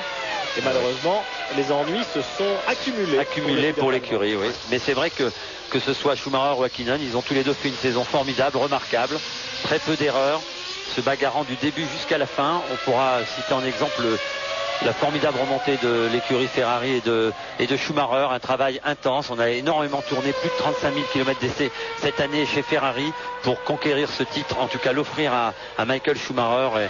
Et vous regardez, ce garçon est dépité. C'est terrible parce que c'est quand même 2 années de suite dans le dernier Grand Prix que le titre lui échappe.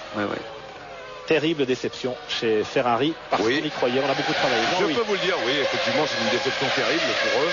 Ici, tout le monde a la tête basse, vous pouvez l'imaginer, même si Irvine a une petite chance éventuelle de remporter le Grand Prix.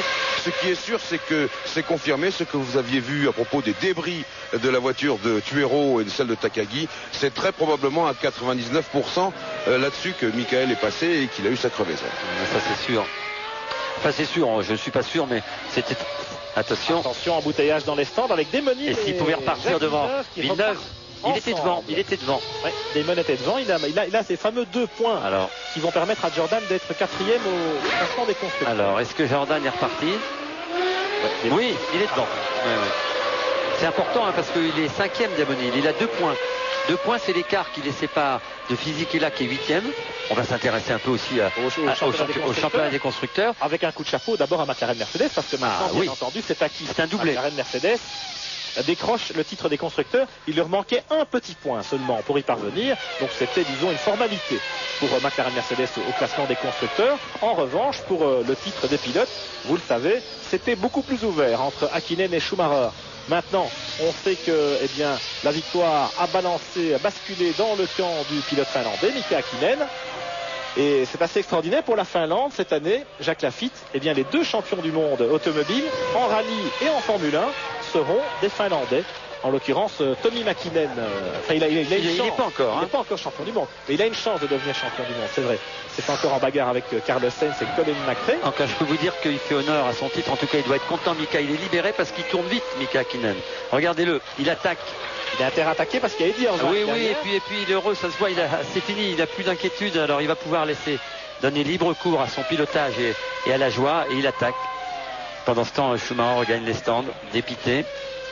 Ce travail énorme accompli par ce garçon et par son écurie cette année n'aura pas porté ses fruits pour un malheureux incident de départ et à 2 courses. Regardez maintenant Frentzen. Au stand, il est 4e. Il est 4e et Damon Hill va être évidemment repartir devant lui. Oui, Damon Hill et Villeneuve aussi. Oui. Attention, on va voir ce que ça va donner. Non, mais c'est sûr. Ils sont passés depuis longtemps. Oula, vous entendez le bruit. Limiteur de vitesse de régime sur le moteur mécanique de la Williams. Jean Alesi est en 5e position.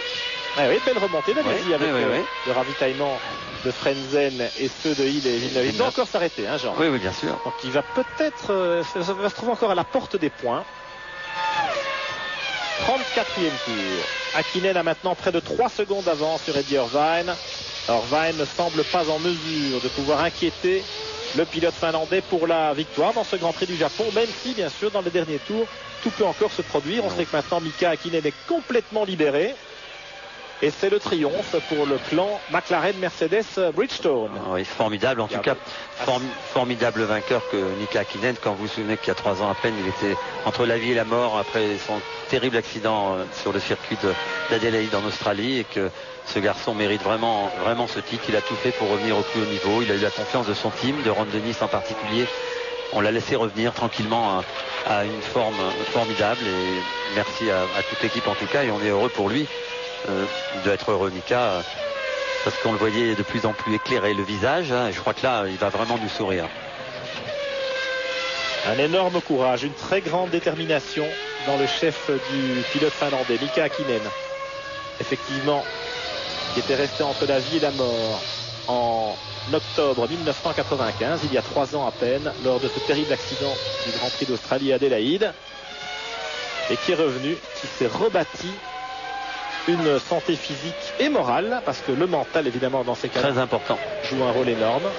Et là cette saison, eh bien, il réussit finalement le sans faute, alors que très sportivement le président de Ferrari, Luca Di Montezemolo, est allé féliciter les mécaniciens de la Scuderia pour le travail accompli. Oui, presque la mal à l'œil, Luca Di Montezemolo. On vient de travailler énormément, on y croyait. Tout était bon signe, pole position pour Schumacher, un regain de forme magnifique, ce travail pendant les 5 semaines de Ferrari, de toute l'équipe Ferrari. Ils ont travaillé, mais c'est incroyable le travail accompli par cette équipe pendant cette saison. Ça sera on s'en souviendra longtemps, je veux dire, parce que vous vous souvenez, en Australie, on avait donné McLaren vainqueur sans aucun problème. Il faut se souvenir que les McLaren s'étaient imposés en Australie avec plus d'un tour d'avance sur la concurrence, y compris Ferrari. Et qu'on imaginait mal une écurie, quelle qu'elle soit d'ailleurs, en mesure de se battre avec les flèches d'argent cette saison. Et puis Ferrari, à force de travail, est parvenu à revenir jusqu'au bout. Et cela nous a valu une saison absolument sensationnelle. La Scuderia Ferrari qui court derrière ce titre de champion du monde depuis 1979 et le sacre de Jody Scheckter. Et pour ce qui est de la couronne des constructeurs, eh bien la dernière remonte à 1983 pour les voitures rouges. Alors ce sera peut-être maintenant pour 99. Nouveau challenge pour Jean Todt et ses hommes. Enfin, ils ont déjà très bien remonté la pente. Je veux dire, depuis le début de la saison, Jean Todt et l'équipe, ils ont énormément travaillé. Bon, c'est la course. Et il y a un beau vainqueur. Et une belle équipe aussi. Jacques, Pierre, oui. Le président Montezemolo qui est là à côté de nous. Président, vous êtes évidemment extrêmement déçu. Pour nous, c'est très dur. Nous avons vu les dernières courses avec beaucoup de fortune. Mais congratulations à McLaren pour nous l'année prochaine. Parce que je pense que Ferrari a fait une saison extraordinaire. Et nous avons début la dernière course avec la pole position. C'est pas possible de faire de plus. Malheureusement, nous avons vu avant le problème électronique Et après, Michael, il est allé sur le détriti de Tuero de ce passage, il a détruit les pneus. C'est fini. Merci, Président. Une déclaration pleine de sagesse et de fair play du président de la Scuderia Ferrari, qui fixe donc rendez-vous à 99 et qui félicite les champions, Mika Hakkinen, McLaren et Mercedes. À 15 tours de l'arrivée, ici à Suzuka, on tourne une dernière page de pub avant de venir célébrer au pied du podium tout à l'heure avec ces messieurs en gris. A tout de suite. Eddie Irvine qui sort des stands sur la Ferrari. C'est son 3e arrêt, le pilote irlandais. Je crois qu'il est reparti derrière Coulthard, Pierre. Oui, je pense qu'il a perdu la 2e place, Eddie Irvine, et donc Ferrari n'aura même pas peut-être sauvé l'honneur dans ce prix avec un 3e arrêt qui n'était pas prévu pour Irvine. Peut-être on avait tellement anticipé les premiers en mettant peut-être pas assez d'essence, ou alors un souci dans la machine à ravitaillement. Oui. On va demander à Jean-Louis qui est chez Ferrari et qui va certainement nous informer dans un instant. En attendant, eh bien, pour Mika Hakkinen et pour David Coulthard, maintenant les 2 McLaren Mercedes caracolent en tête. C'est le triomphe absolu des flèches d'argent dans ce Grand Prix du Japon ici à Suzuka. Ou alors on a arrêté Irvine pour lui mettre des pneus neufs, parce qu'il avait 23 secondes d'avance au tour précédent sur Coulthard, ce qui aurait normalement dû lui permettre de repartir devant Coulthard. Ou alors c'est la McLaren. Non, ça peut pas être Hakkinen. Non, il est reparti derrière. Mais avec des pneus neufs, attention. Ouais, enfin, encore faudra-t-il... Il reste 12 tours. Ouais, encore faudra-t-il dépasser. C'est pas évident. Coulthard a l'air... il est tout seul. Alors bon, Hakkinen ici au freinage de la chicane. La chicane qui finalement a été fatale à Schumacher, puisqu'il a roulé sur les débris de la collision entre les 100 grades Tuero et Takagi. Voilà, Hakkinen qui déboule devant la ligne droite des stands. Maintenant, 40e tour pour le pilote finlandais, qui a une dizaine de tours maintenant du bonheur, c'est-à-dire la cerise sur le gâteau. Alors, une 7e victoire. Et le titre mondial. Est-ce que vous pensez que si Coulthard est 2e, on va lui laisser la priorité? Ah non, ça m'étonnerait. Ouais, c'est vrai qu'il y a un contentieux. C'est vrai qu'il y a non pas un contentieux, mais disons qu'il y a une dette. Une dette envers Coulthard chez McLaren Mercedes. Et c'est vrai qu'on pourrait peut-être, c'est déjà arrivé dans un dernier Grand Prix, à partir du moment où les enjeux ont disparu, eh bien on pourrait peut-être rendre à David Coulthard sa victoire de Melbourne. Au premier Grand Prix, on se souvient qu'il s'était écarté à 3 tours de l'arrivée pour laisser Hakkinen remporter le premier Grand Prix de la saison à la suite d'un malentendu dans les stands à propos des ravitaillements. Hakkinen était rentré au stand alors que l'équipe n'était pas prête à l'accueillir. Actuellement, pourtant, on nous signale qu'Eddie Irvine est toujours en 2e position malgré son 3e ravitaillement. Ça paraîtrait logique. Juste devant Coulthard. Il avait suffisamment d'avance pour repartir devant, et la voiture que l'on a vue devant était peut-être celle de... Ils ont 50 secondes de... Non, c'était pas celle d'Hakkinen. Non. Vous voyez, il est 2e. Irvine est 2e. Alors, la question que l'on vient de se poser, Pierre, elle est caduque. Mais il est pas loin. Oui, regardez, là on voit. Voilà, 24 secondes d'avance pour Hakkinen sur Irvine. Irvine qui a été contraint à un 3e ravitaillement dans ce Grand Prix du Japon. Et puis Coulthard serait, selon notre pointage, encore plus loin. 25 secondes derrière Irvine, c'est-à-dire à 49 secondes de Hakkinen. Jean-Louis Moncet dans les stands, vous nous confirmez la 2e place d'Irvine, et pourquoi ce 3e arrêt de la Ferrari? Eh bien, il était imprévu ce 3e arrêt, et je crois que la qualité des pneus était avait quelque chose à voir avec ce 3e arrêt, la qualité des pneus d'Irvine dans son 2e relais. Je crois que c'est ça qui explique le fait qu'il se soit arrêté un peu de façon impromptue. Intéressons-nous alors à la bataille pour la 4e place, ici à l'image entre les 2 Williams Mecachrome de Frentzen et Villeneuve, qui prennent en sandwich la Jordan Honda de Damon Hill, la Jordan rescapée, puisqu'on a vu Ralf Schumacher abandonner tout à l'heure. Alors à 10 tours de l'arrivée, actuellement la situation est très favorable pour Damon Hill et pour l'écurie Jordan, parce que grâce à cette 5e place, eh bien Jordan Honda va passer devant Benetton Playlife au classement des constructeurs. En réalité, ils seront à égalité de points, mais grâce à la victoire de Damon Hill au Grand Prix de Belgique à Spa, eh bien Jordan sera classé 4e au championnat des constructeurs, derrière Williams certes, mais devant Benetton. Et ce sera la première fois pour l'écurie Jordan qu'elle atteindra ce niveau, rentrée dans la célèbre bande des 4 en Formule 1 Vous savez, ça veut dire devenir une écurie gagnante, et c'est ce que Jordan est devenu en 1998.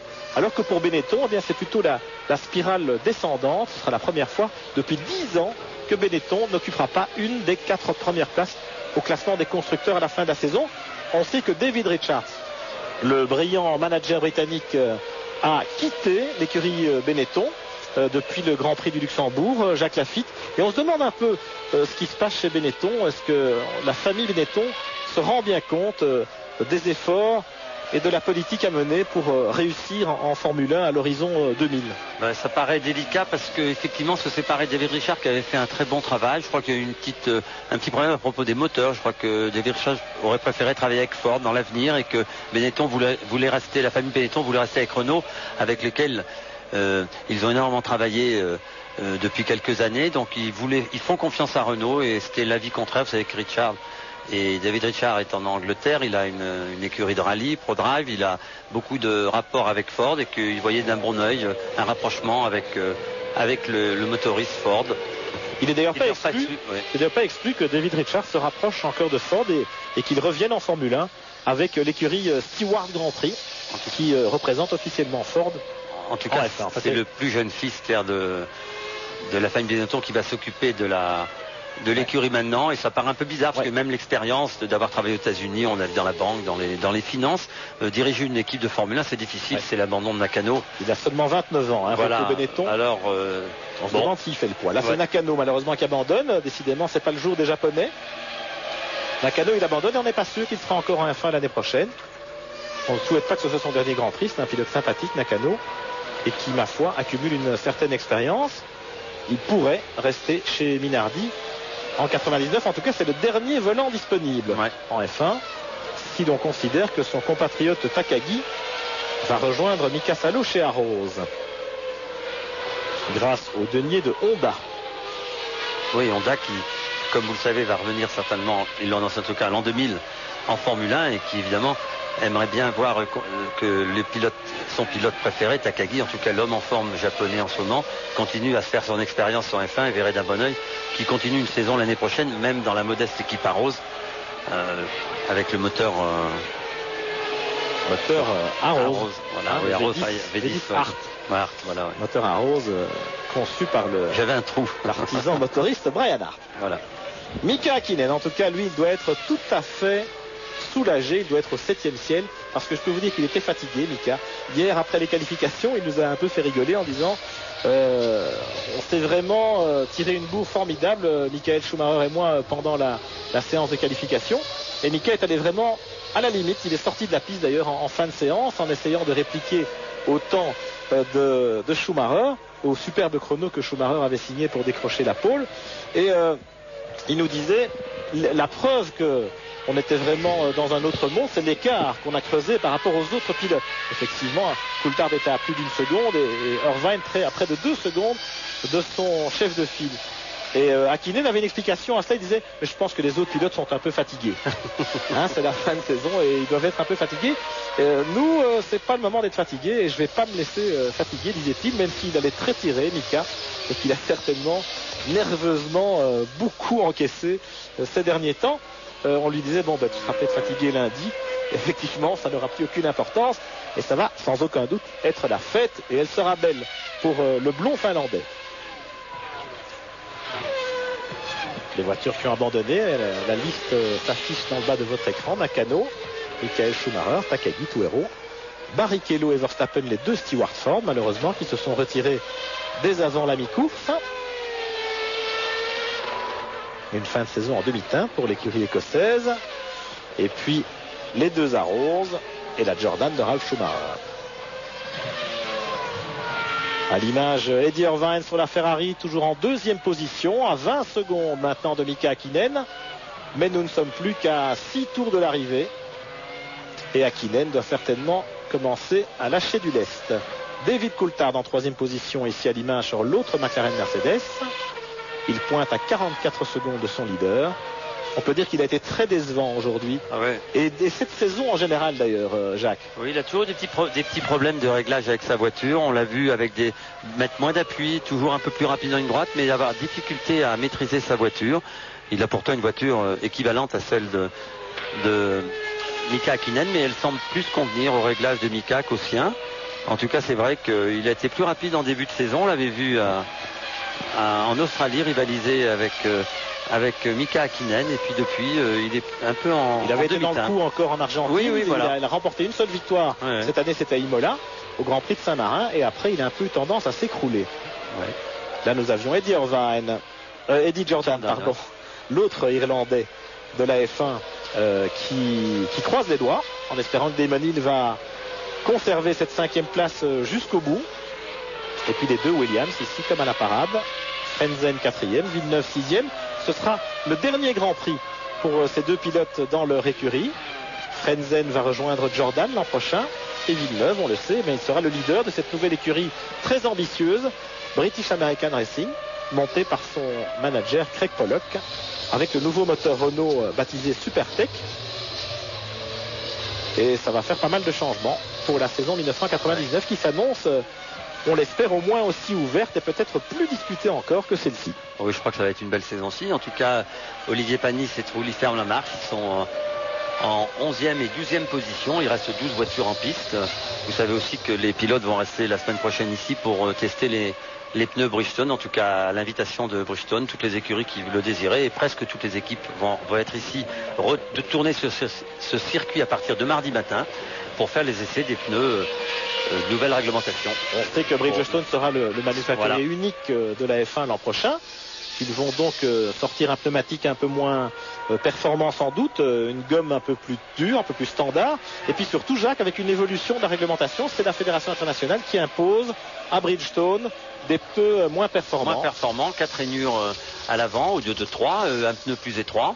On va certainement un peu diminuer, on va être obligé de durcir les gommes pour pouvoir supporter ces 4 rainures et ces pneus un peu plus étroits. Tout ça aussi parce qu'on aura l'année prochaine pas 40 pneus à disposition, mais seulement 32. On va retirer deux trains de pneus aux écuries. Il va falloir qu'effectivement, avec 2 trains de pneus en moins, on ait des pneus un peu plus durs, plus résistants. Et comme on va équiper, Bridgestone va équiper toutes les équipes, à partir du moment où on va essayer de trouver chez Bridgestone la solution pour que toutes les équipes se satisfassent des pneus employés pour l'année prochaine. Ça va être très difficile parce que on l'a vu très souvent avoir des pneus qui vont sur chaque voiture à l'équilibre des voitures. Alors ça va prendre un peu de temps l'année prochaine certainement pour arriver à un équilibre en Formule 1. Est-ce que les voitures équipées comme McLaren cette année, Prost et pas mal d'autres vont être favorisées par rapport au travail qu'ils ont effectué depuis 2 ans pour Prost et une année pour McLaren chez Bridgestone? Est-ce que ça va les favoriser? On le pense, mais on peut croire aussi que Ferrari et toutes les autres équipes équipées en Goodyear comme Williams et tout vont revenir très très vite dans le coup en travaillant énormément avec les nouvelles gommes et la nouvelle construction. En tout cas, les essais de la semaine prochaine ici à Suzuka permettront à Ferrari, à Williams, de s'adapter à ces nouvelles gommes Bridgestone et surtout aux ingénieurs d'emmagasiner toutes les données, toutes les informations pour préparer les voitures 99 en connaissance de cause. Mais c'en sera terminé l'an prochain de la guerre des pneumatiques qui a fait rage depuis 2 ans en Formule 1. Et effectivement, cela va en quelque sorte mettre les pneus un peu dans l'ombre. On en parlera moins l'année prochaine, c'est une certitude. C'est pour ça que c'était important aussi pour Bridgestone de remporter cette victoire au championnat du monde. Nous sommes maintenant à moins de 5 tours de l'arrivée pour Mika Hakkinen et McLaren Mercedes. Oui, il faut rappeler, Pierre, que pour Mercedes, ça va être le premier titre après un travail acharné aussi, retour en course et premier titre des constructeurs. Absolument. Sachant que Mercedes avait dominé la Formule 1 dans les années 1954-1955 avec Juan Manuel Fangio et Sterling Moss, mais qu'à l'époque, il n'y avait pas de championnat constructeur. C'était uniquement les pilotes qui étaient titrés. Absolument. Mercedes donc va remporter sa première couronne mondiale des constructeurs. En ce qui concerne McLaren, c'est important aussi ce titre constructeur parce que ça va lui permettre de rejoindre Ferrari sur les tablettes avec 8 victoires dans le championnat du monde des constructeurs. Ce sera le 8e titre de McLaren. Il rejoint ainsi Ferrari au palmarès de la Formule 1. Et puis il faut quand même souligner que Ferrari a débuté en F1 en 1950 et que McLaren n'a effectué ses débuts en F1 qu'en 1967. On les compte du chemin parcouru depuis. En tout cas, c'est formidable pour les enjeux qu'il y avait aujourd'hui sur ce Grand Prix. Il y en avait beaucoup, hein, pour Bridgestone, pour Mercedes, pour McLaren. On a vu ça à l'instant. En tout cas, énorme victoire et grosse satisfaction pour ce pilote. Moi, je l'adore, Mika Hakkinen. Hein, vous m'excuserez, mais je pense qu'il n'y a pas beaucoup c'est un pilote formidable. Il n'y a pas beaucoup de gens qui ne l'adorent pas. Oui, parce que quelque part, il est adorable, Mika. Ouais. Ah ouais. Il y a certains qui le considèrent peut-être pas tout à fait encore au niveau de Michael Schumacher, mais je pense que sa victoire d'aujourd'hui, eh bien, le met maintenant parmi les champions du monde, c'est-à-dire au même titre que Damon Hill ou Jacques Villeneuve, c'est-à-dire parmi les challengers potentiels de Michael Schumacher dans les années à venir. Et puis ça fera 4 champions du monde l'année prochaine en Formule 1. C'est aussi, on le dit souvent, Pierre, quand vous gagnez votre première course en Formule 1, ça vous aide à en gagner d'autres. On change, il paraît que le bonhomme change. Alors je me demande si quand on est champion du monde, est-ce que le bonhomme va changer aussi, mais en tout cas il va aborder la saison prochaine avec beaucoup plus de force et un énorme capital confiance. Ah oui, ça va être formidable parce qu'il en manquait un peu Mika Hakkinen. Jean-Louis Moncet dans les stands. Oui, juste une petite précision historique. Première Coupe des constructeurs en 1958, c'était pour Ferrari avec Mike Hawthorne. Voilà. 48 tours couverts. On approche de l'arrivée dans ce Grand Prix du Japon. Un petit point du classement. Hakkinen en tête. Eddie Irvine en deuxième position est revenu à moins de 15 secondes maintenant par rapport aux Finlandais. Troisième place pour David Coulthard sur l'autre McLaren Mercedes à 38 secondes. Heinz-Harald Frentzen occupe le 4e rang sur la Williams. Damon Hill 5e. Ils sont roue dans roue, Frentzen et Hill. Jacques Villeneuve 6e à 1 seconde derrière. Fisichella occupe la 7e place sur la Benetton. Jean Alesi 8e pour Sauber Petronas. Alexander Wurz 9e sur la seconde Benetton. Johnny Herbert 10e avec l'autre Sauber. C'est le dernier Grand Prix de Johnny Herbert pour l'écurie suisse. L'an prochain, il rejoindra Stewart Ford.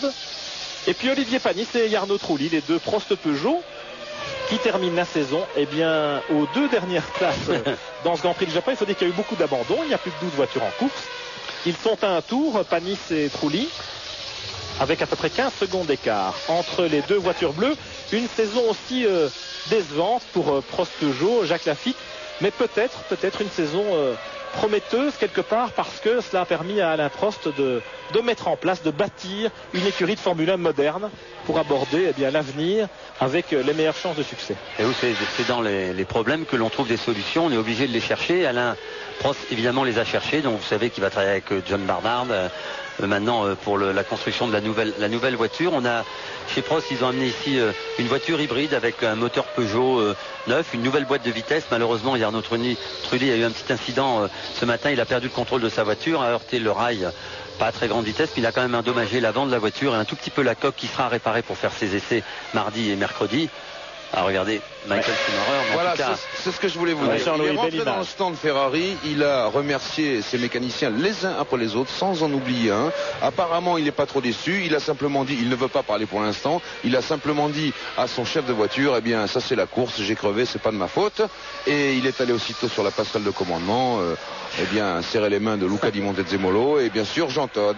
Et voilà, tandis que... Le contraste est édifiant chez McLaren. Regardez les yeux embués de Didier Cotton, le manager, l'ami, le confident de Mika Hakkinen, aux côtés de Herja, sa jeune épouse.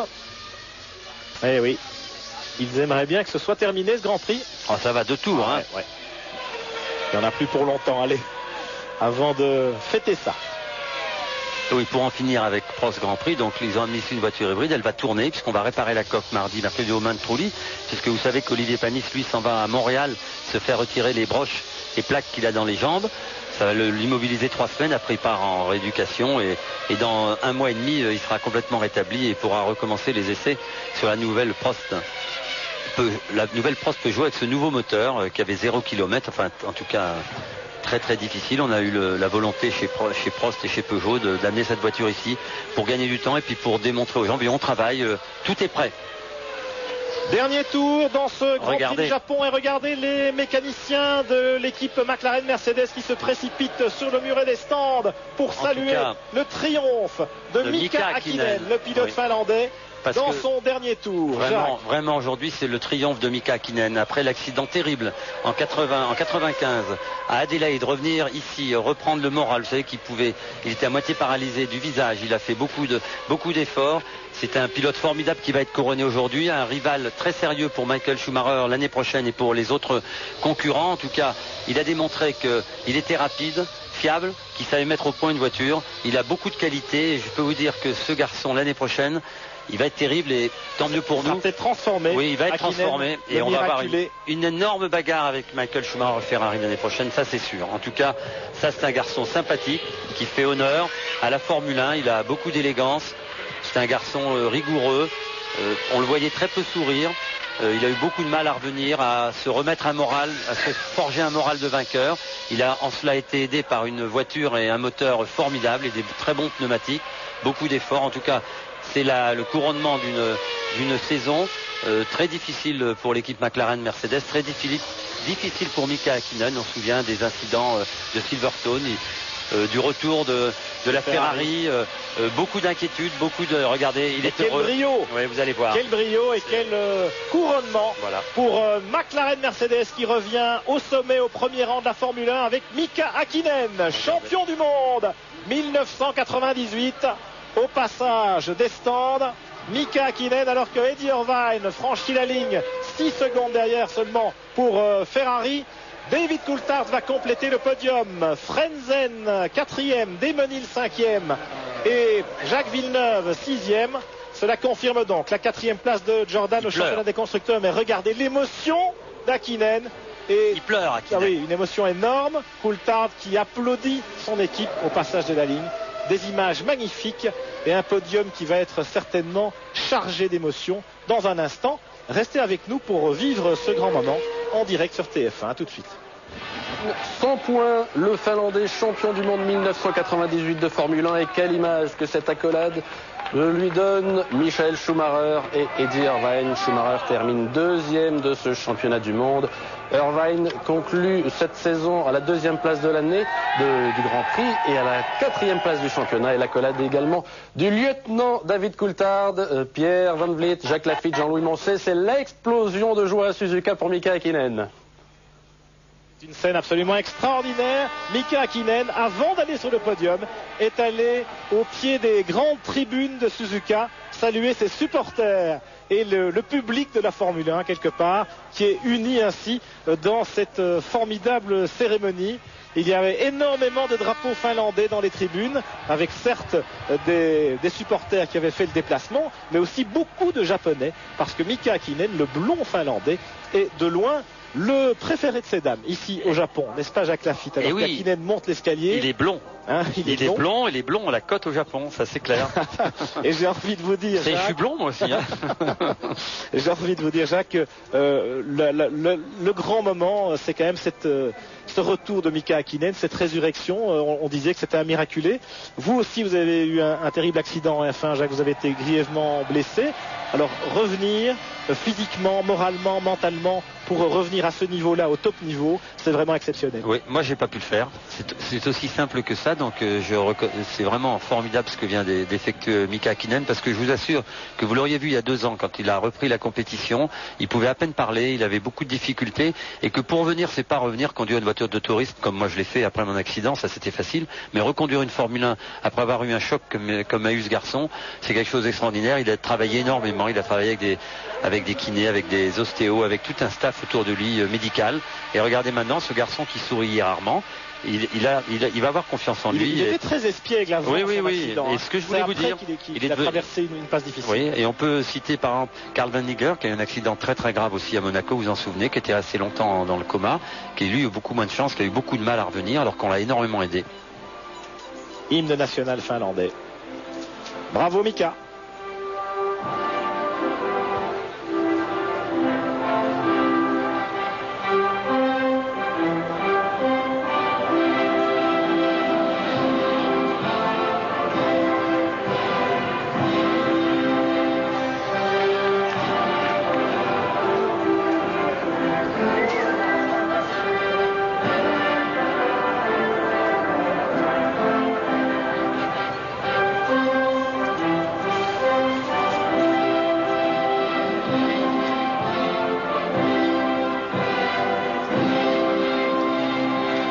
Mika. Bravo Eria Konkanen, sa femme. Ils se sont mariés cet été. 98, ils s'en souviendront. Hein. Ah oui, vous voyez, il a déjà changé de tête. Ouais. Regardez, la fatigue a disparu. Ouais. Allez, God Save the Queen pour McLaren. 8e titre mondial des constructeurs pour l'écurie de Ron Dennis.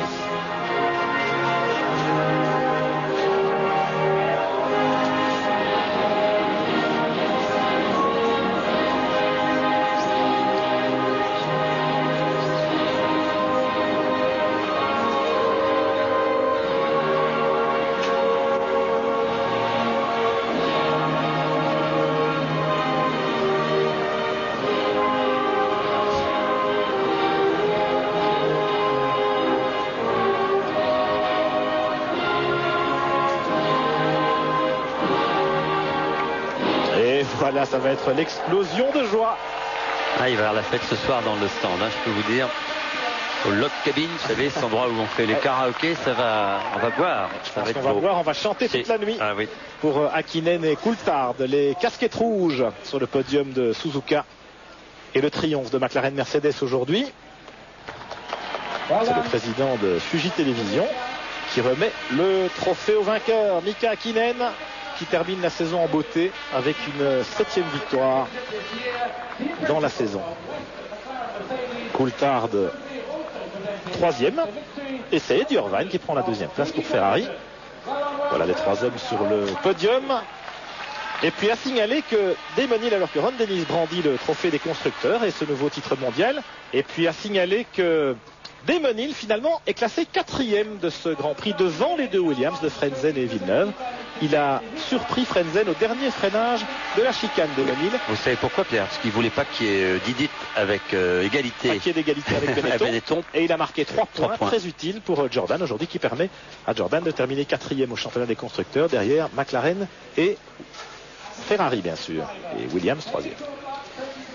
David Coulthard, qui a été un fidèle lieutenant pour Mika Hakkinen cette saison, mais qui est quand même resté dans l'ombre du Finlandais. Et voilà. Et c'est le moment. Regardez Ron. Avec la douche pour Ron Dennis. Et Mika va y avoir droit aussi. C'est logique. Oh là là là là. Alors ce moment-là, Jacques. Regardez. Vous voyez la casquette, regardez. Ouais. Et Irvine s'y met. Eh oui.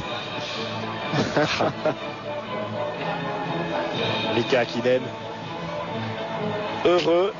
Ça pique les yeux, le champagne dans les yeux. Hein. Ouais, avec un peu de transpiration. Oh là là. C'est l'allégresse pour les supporters finlandais, pour Mika Hakkinen et son entourage qui a été très important aussi dans sa résurrection, dans son retour. C'est de la jeunesse sur le podium. Hein. Ouais. On parlait tout à l'heure de Eria, son épouse, mais aussi tout son entourage à l'intérieur de l'écurie McLaren Mercedes.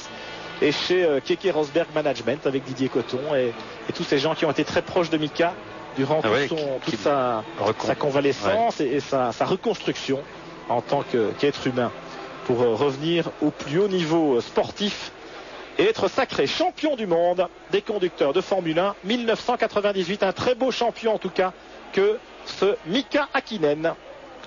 Puis une très belle équipe aussi, Pierre, hein, parce que McLaren Mercedes ont fait un boulot formidable. Ron Dennis, le grand patron de cette équipe, est revenu au premier plan. Ça fait aussi longtemps qu'il n'avait pas été à telle fête. Et donc c'était un retour justifié. Mais ça leur a pris du temps aussi, 5-6 ans, je sais plus. Le dernier titre mondial de McLaren, c'est 91. 91, il y a 8 ans. Hein, presque 8 ans. 7 ans.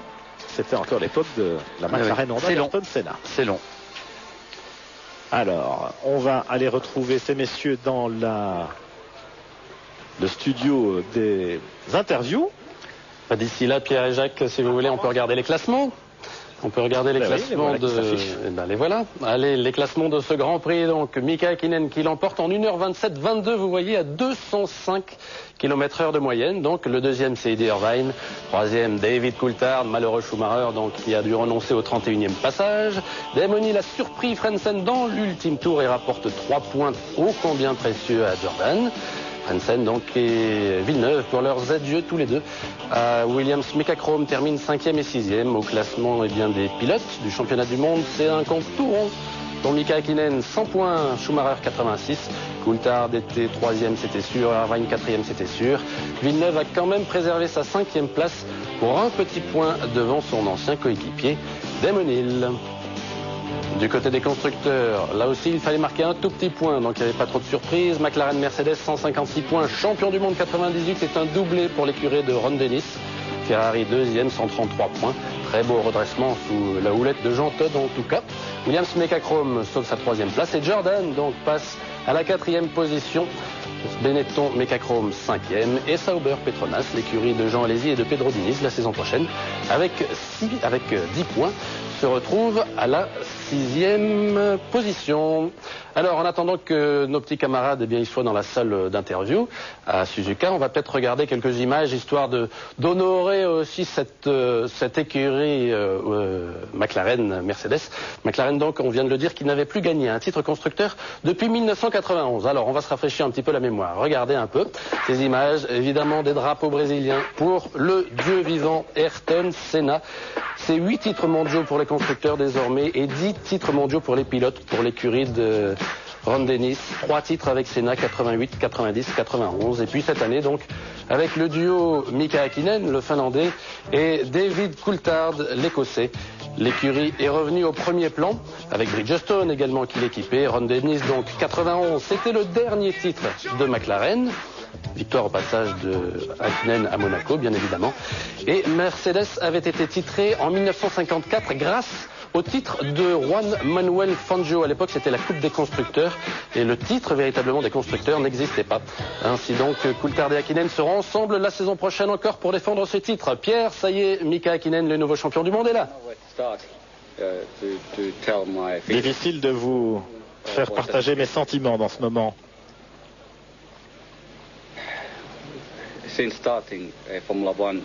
Depuis mes débuts en Formule 1 en 91, c'était un combat tous les ans pour essayer d'obtenir les meilleurs résultats. D'abord avec Lotus et puis maintenant avec McLaren Mercedes. Depuis 1993, j'ai été fidèle à cette volonté de vouloir remporter des courses et devenir champion du monde. Cela a pris un certain temps. Et maintenant, c'est arrivé. Et en regardant derrière moi, en voyant ce que nous avons obtenu aujourd'hui, on peut être heureux. Sans ce travail énorme à l'usine et partout, tous les partenaires de l'écurie, nous n'aurions pas été des vainqueurs. Et parce que nous sommes des vainqueurs, ça a été un travail énorme pour tout le monde. Nous y voilà. Que s'est-il passé au premier départ, quand vous vous êtes lancé? Est-ce que vous avez eu peur de devoir partir du fond de la grille? Non, pas du tout. Non, parce que normalement, quand les lumières rouges s'éteignent, je dois y aller. Et puis bon, les lumières rouges ne se seront pas éteintes. Et les lumières oranges ont commencé à clignoter. Et donc j'ai su que le départ était annulé.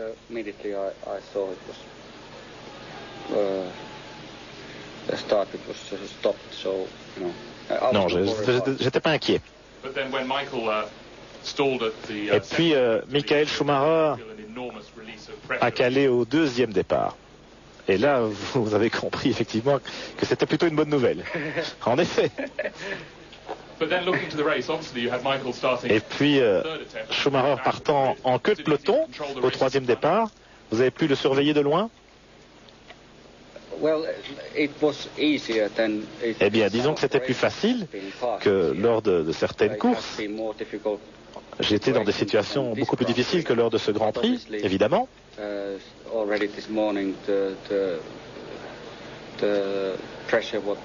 Mais déjà ce matin, la pression qui était sur moi était dérangeante. Mais c'est quelque part normal. Alors dans la course,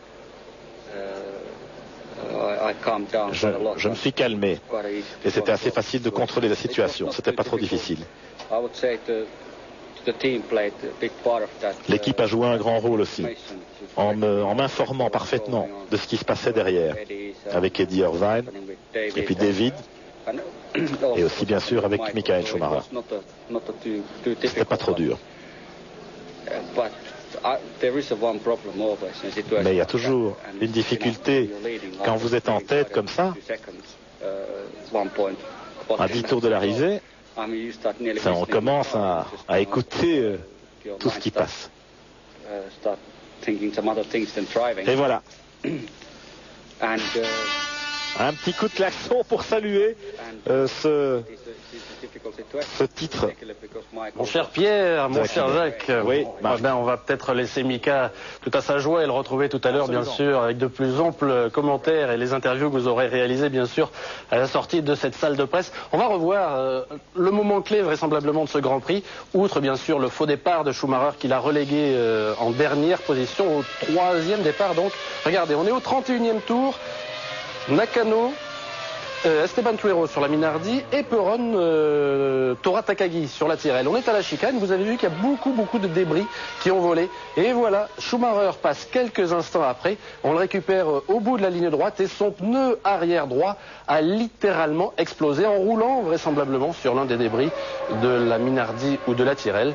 Donc Schumacher à ce moment-là doit abandonner, il s'assied sur le muret et ne peut que constater les dégâts. Le malheureux pilote allemand qui aura été l'auteur d'une remontée époustouflante, en tout cas aujourd'hui, et donc cet accident, cette mise hors piste sacrée, quoi qu'il arrive, Mika Häkkinen. Häkkinen, vous le savez, donc c'est son premier titre de champion du monde, et c'est un garçon qui a frôlé la mort il y a 3 ans, rappelez-vous, c'était à Melbourne.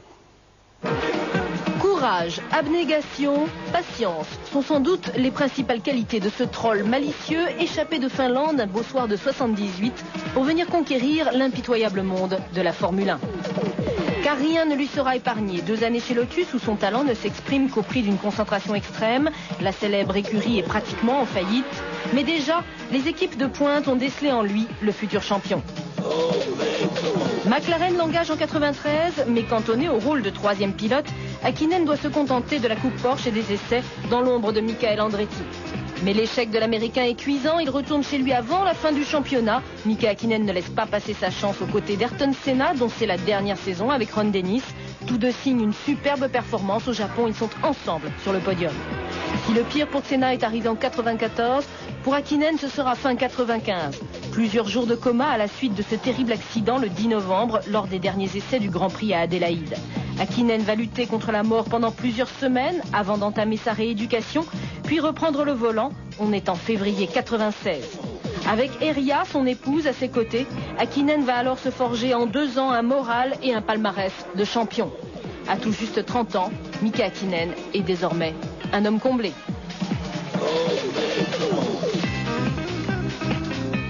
Mika Häkkinen, 100 points, champion du monde 1998 de Formule 1. On se quitte pour l'instant, on se retrouve à 10h. Notez bien si vous avez loupé quelques épisodes dans ce mouvementé Grand Prix du Japon. Automoto spécial à 10h tout à l'heure avec les interviews du champion du monde, son patron, etc.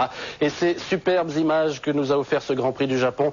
La joie, bien sûr, de Mika Häkkinen, nouveau champion du monde de Formule 1 1998. Et la déception pour Michael Schumacher. Merci beaucoup d'avoir été avec nous. À tout à l'heure, 10h.